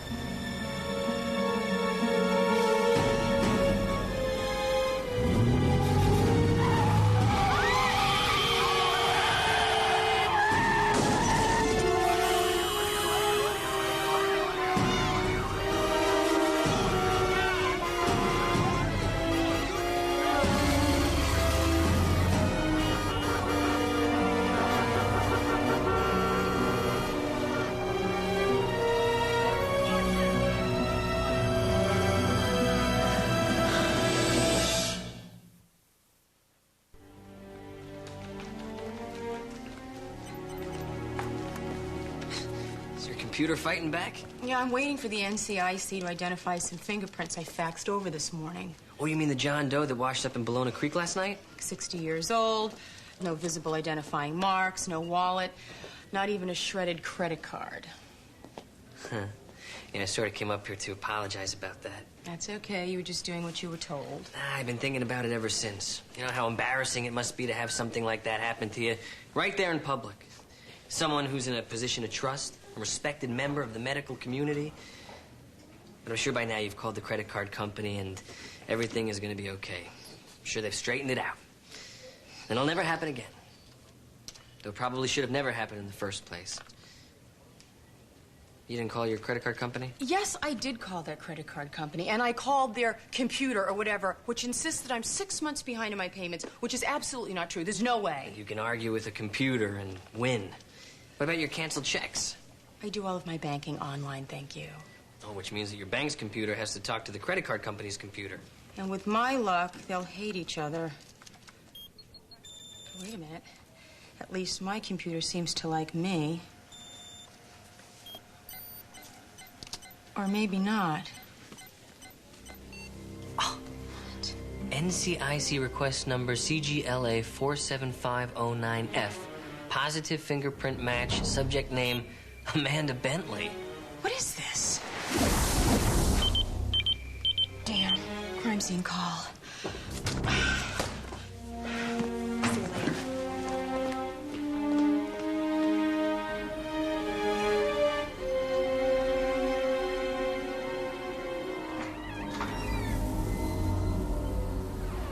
Hello? Is there a crime scene officer here?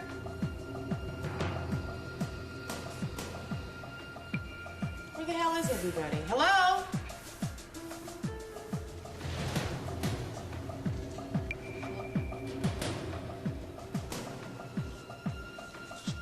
Hello?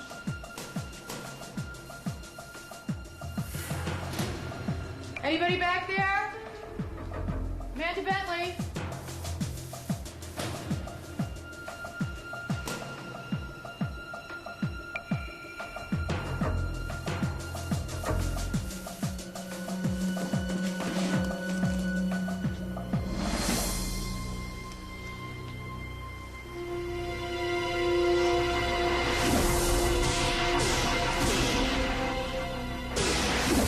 This is Joanne Camp's bank statement. He wanted me to find this. He's warning you to back off any further investigation. There's no way he can know that Amanda helped the police ID Joanne. My credit card, the NCIC report, that's got to be him too. It's the only thing that makes sense. You know, our killer's got to be a computer expert. Maybe that's his connection with the victim. But why is he after me?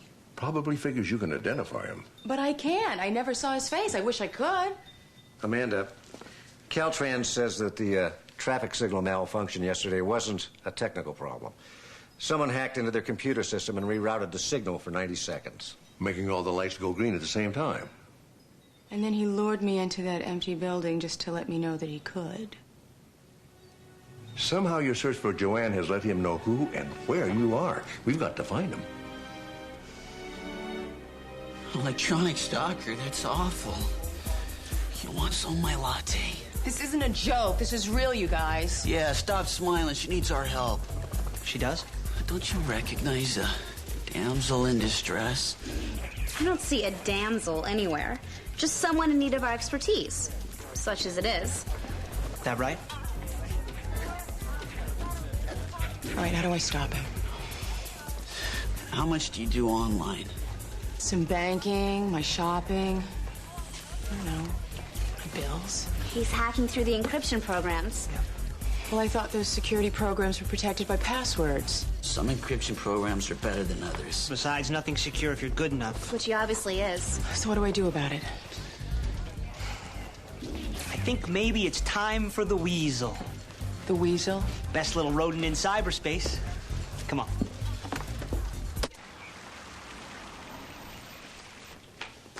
Hey, Amanda. Have you seen Steve? I gotta talk to him. I think he's home. Wow. You actually let them in there? Well, they're your friends. Besides, I don't think I really had a choice. If I don't make a move, this guy's gonna ruin my life. It is pretty scary how easily he seems to be doing it. You ever think about how vulnerable we are? You know, all that information floating around out there in cyberspace. Sometimes I don't think we exist anywhere but online. Oh, but we do. I mean, what if this guy figures out a way to revoke my medical license or take my son from me? I'm not prepared to fight that. Maybe these guys are. Well, they are serious about what they do.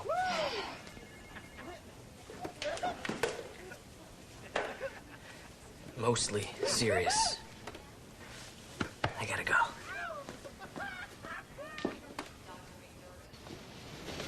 Susan is calling the health inspector on you just because she's got a little touch of food poisoning? On me? I thought we both owned this restaurant. Well, you're the one that's going to apologize. You know, flowers, candy. If she sees candy, she's gonna puke. Again. Well, then marry her. Just fix this. Come on, Steve. She's really sick. I know. I'm sorry. How can she be so sure that it's barbecue Bob's? I mean, she's a nurse. She's around sick people all day. Because she started throwing up after she had your barbecue sauce. Jess, if it was the barbecue sauce, there'd be a fleet of ambulances bringing people to the emergency room. We had that larger lunch crowd? A small fleet. Huh? Okay, one very full ambulance. Look. Jess, I hate to say this, but your girlfriend is delusional. Nah, she's not delusional. I've dated delusional women, and they wouldn't have stopped at the barbecue sauce. Why couldn't she just stay one more day at that girls' camp? That's right. She was there for 3 days. Yeah, and now she's way too community-minded. And she's very sick, and I think I'm starting to understand why. Hey, and it wasn't a potato salad either. I had a bunch of that myself. It was fine.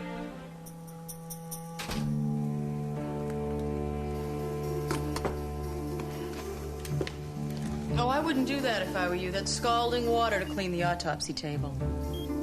Oh. You guys, it's been 3 hours. Are you sure this is gonna work? Absolutely. We just don't know when your stalker's gonna launch his next attack. And we have to be online when he does. All right, so we wait. I wish I'd never found Joanne Cam. I mean, who in their right mind would put a live camera in their living room for everyone to look at? It's stupid. It's cool. Showing people how you live. Yeah, well, I wouldn't want anyone to see me in the morning before I had my first cup of coffee. Might be nice. It demonstrates the interconnectedness of every life on the planet. Pure visual communication to bind us together. That is a crock. It's all about making their insignificant lives seem significant. Say you're some poor slug who works in a cubicle all day, barely see your coworkers, never see the boss. But when you go home and step in front of your web camera, you're no longer Joanne McBride accountant. You're Joanne Cam internet star. You get email. They set up chat rooms and news groups about you. You make pasta and everybody wants your recipe. You're somebody. For a while. You know what you need in here, me? Autopsycam.com. Yep. You tie into that security cam up there, show the world what life is like in the mundane but gory world of a medical examiner. You'll get more hits than a Pamela Anderson site. I still don't understand this weasel thing. Well, it's really pretty simple. As soon as your stalker starts trying to download your personal files, our weasel program will kick in. And instruct his computer to send info about him to your computer. Everything about him? Depends how long it takes him to catch on. Don't worry, Dr. Bentley. Joanne Cam may have sunk beneath the icy waters of cyberspace, but some of us will survive. Here we go.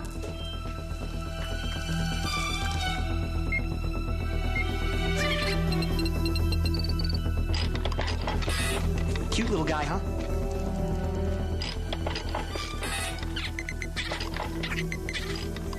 What's that? His modem number. JW's sending it over to Boyd's computer to get a reverse directory listing. Now.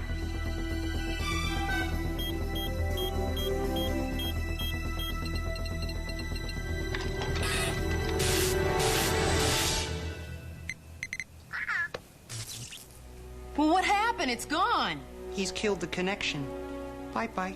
Well, was it long enough? More than long enough. That's here in L.A. Time to call the cops.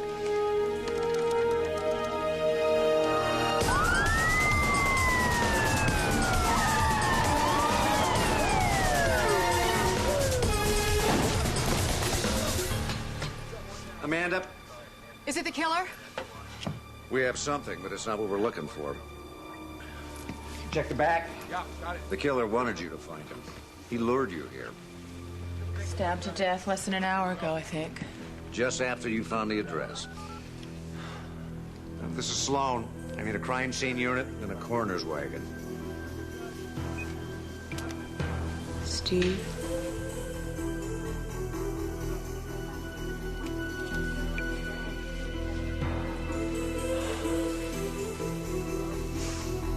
Now we're on line 2. I bet she's out there watching.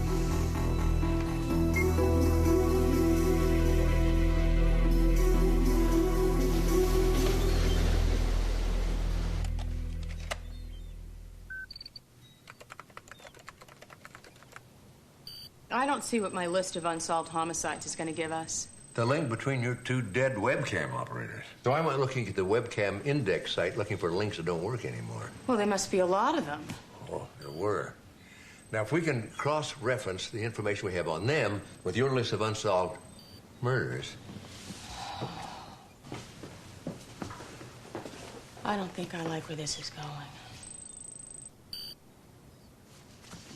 You found a match? Yep, there's 6 inactive website addresses, 6 cities, 6 murders, and 6 matches. We've got ourselves a serial killer.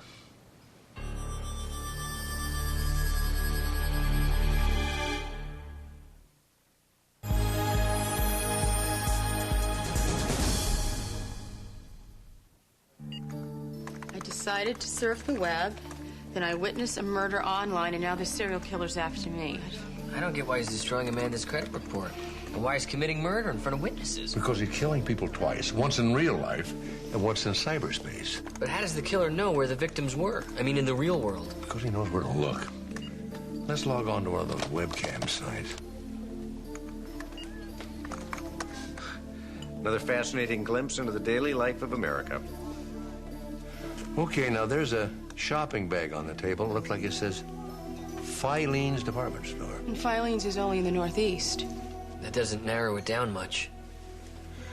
Yeah, but this does right here. Look at that. Magazine with a subscription label on it. Yeah, but it's too small to read. Well, it wouldn't be if you had a digital enhancer. You could blow it right up. This guy's most deadly weapon is his keyboard. He must have known about the Weasel program. That's how he lured us in. Which means he could be one of those computer geeks who planted it for you. Oh, come on. I walk in there, I ask for some help, and this would be the one place in the world where he hangs out? Still wouldn't hurt to check him out. Whoever our killer is, I think he just made his next move. Amanda, your car. Wait a minute! What are you doing? Come on. I want to meet these new friends of yours. He's ruined my credit history, he's had my car towed, and the NCIC thinks that I'm a 60-year-old man. What's next, the IRS? That's what I do. There's a surprise. Now, we know you've tried to stop him before. And it didn't work. He obviously guessed somebody tried to use the weasel on him. This guy's really good. Better than you 3? No way. Not if we work together. Not if we're doing it for you. You're asking us to hack for you. Look, I don't know who this guy is. I don't know why he's doing this to me, and I certainly don't know how to stay out of his way. So I guess, in essence, I am that damsel in distress. All we're asking is you help clean up the wreckage that he's left behind. We have to start with the obvious. The credit reporting companies, see what's screwed up there? It's easy enough to fix. We'll have to hit a government computer or two, no way around it. You're talking serious illegalities here. Bogus passwords. Host rerouting. Encryption busting. I got dibs on the IRS. Woo! Thank you. We'll help you. I promise. Don't ask.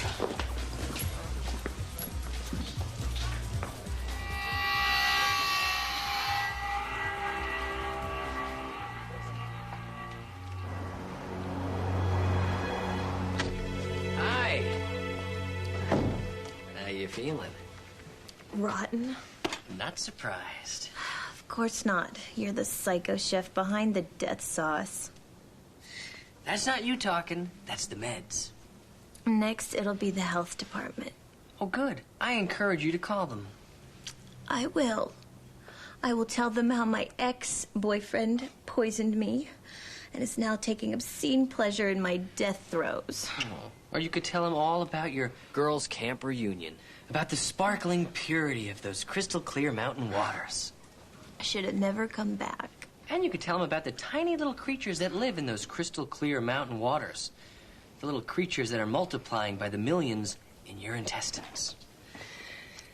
Giardia. I have Giardia. Yes. Isn't that great? But I'll be on IV antibiotics for days. Yes, you will. But when you're done, dinner at Barbecue Bob's will be on me. And lunch today is on you, too.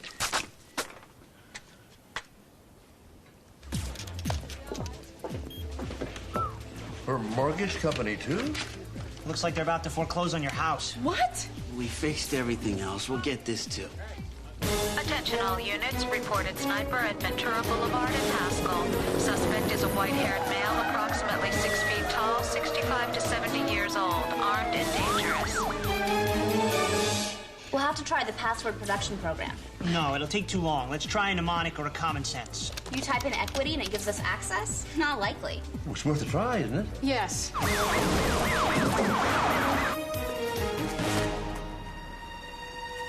You're enjoying this, aren't you, Doc? Put your hands up. Let's go. Right now. Put them up. Come on. Get up here. What's going on? Lock the place down. Find me that rifle.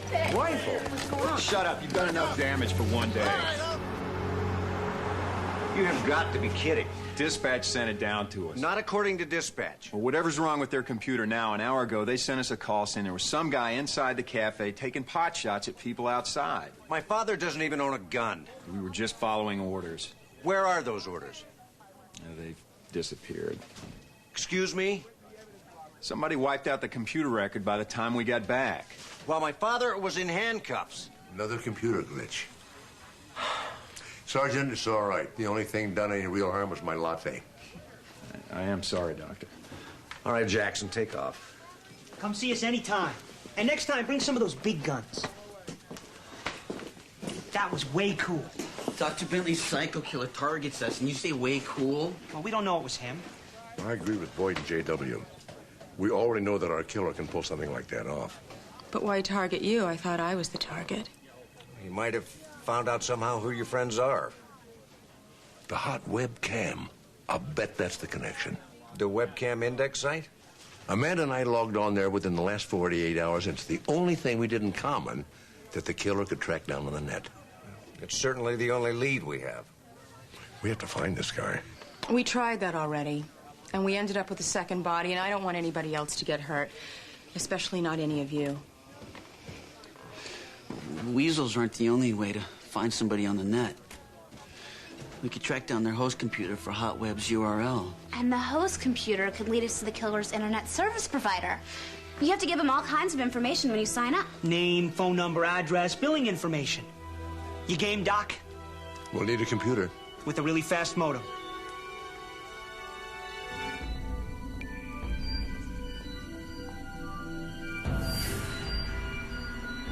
This is the address the computer came up with.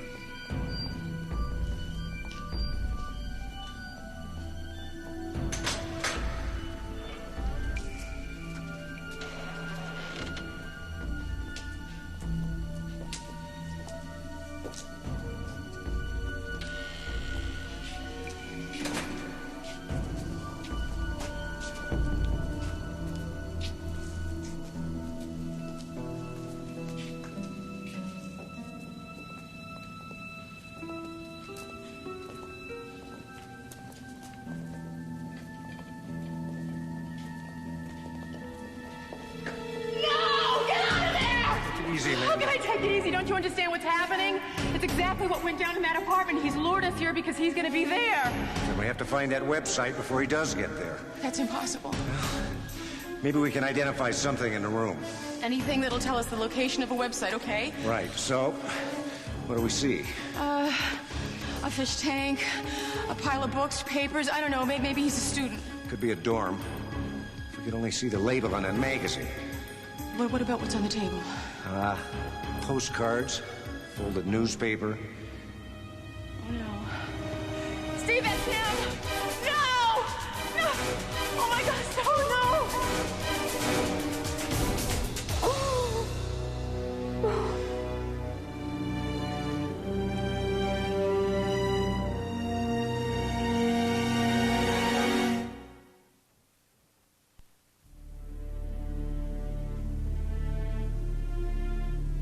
Amanda, you all right?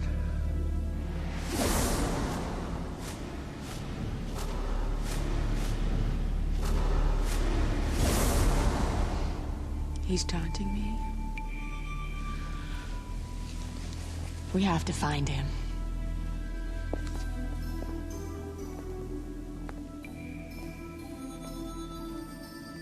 The answer's in there. What do you see? Orange and purple throw pillows. Can you tell anything from the postcards? No, we need the digital enhancer Dad was talking about. And I don't think the killer left us one. The newspaper looks like it says something Ledger. That narrows it down to about a dozen cities. What about the poster on the door? It looks like it's some sort of a schedule. There's a cat. Is that a jaguar? No, it's a cougar. Look, we already figured this guy's a student, right? Yeah, from all the books and papers. And he's old enough to be in college. Well, the orange and purple could be school colors. And the cougar could be a team mascot. Sounds like Puget Sound Junior College to me. Are you sure? Dead sure. When orange and purple Cougars beat your team 120-17, you remember. Then the paper could be the Seattle Ledger. I think we got him. As soon as we know something, you will too. Right. Seattle Police Department's on standby, but they can't do much without an ID. Well, the last passenger manifest is coming through right now. I had no idea there were so many airlines flying out of L.A. Major carriers, minor carriers, puddle jumpers. We're lucky we got the manifest as quickly as we did. Okay, we know our killer was in Philadelphia 2 days ago when he killed Joanne.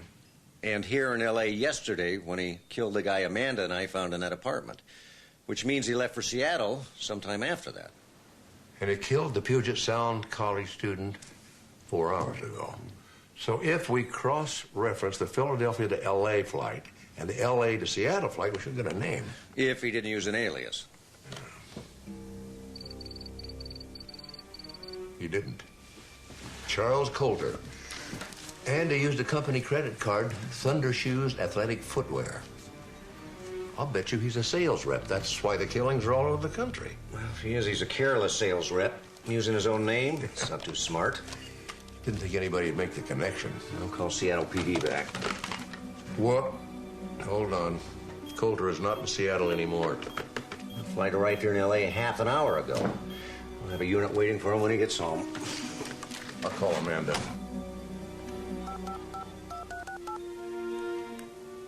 Yeah, this is Sloan. I need a unit at 18724 Minden Drive, Suite 52 in Westwood. Pick up a Charles Coulter for questioning and multiple homicides. Consider Coulter armed and dangerous. And notify me when he's on his way in. All right, thanks. Did you get Amanda? Her cell phone's turned off. Would you try the Path Lab? Well, I got a message that her extension was out of order, but when I called the main operator to page her, it didn't even ring. Dispatch, this is Lieutenant Sloan. Get me every unit you can find and meet me at Community General in 10 minutes. What? What happened? All right, then give me a helicopter right away. Look, I don't care what you have to do. Just give me that chopper now. Right. Traffic snarled all around the hospital. A bunch of traffic signals malfunctioned. It's like that intersection the other day. He's after her.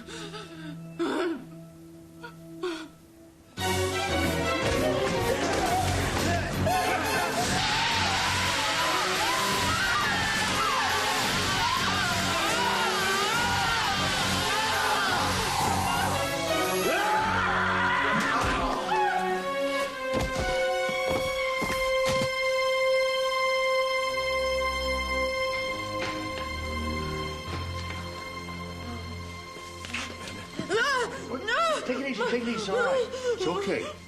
We got here as fast as we could. He's alive, but he's not going anyplace. It's all over. It's all over. It's all right.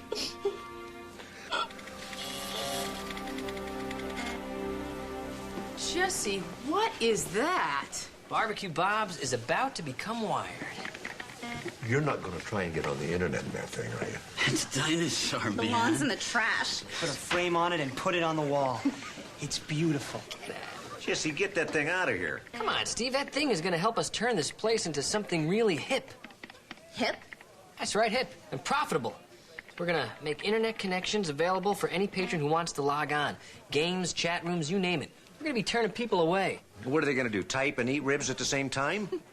We set out little finger bowls. I'm telling you, Steve, if we do this thing right, we're going to give the old cyber cafe some real competition. You serve lattes? No way. Steve, you got to have lattes if we're going to get wired. Oh, you do? Yeah. Oh, besides, you put a modem in this poor old thing, you'll fry its innards. That would be a crime. Jesse, get it out of here. We'll take it to the cafe. Make it our first museum piece. Well, how about dinner on me before you go? Now that my credit cards are working again. It's the least I can do after everything you've done. It wasn't that much. Yes, it was. This time I have to agree with Tapley. You know, Coulter could easily have gone after you three eventually. Ugly thought. You sure Coulter's the one that killed Joanne Cam and the others? Well, forensics matched up the knife he had on him with the college student's wounds, and looks good for Joanne, too. He was definitely the serial killer. Why did he go after webcam operators? Since he refuses to talk, we may never find out. Is any of this stuff vegan? The beef's grain-fed. Good enough. Jesse, in the kitchen. Let's get this piece of junk out of here. Right. I think it's older than I am.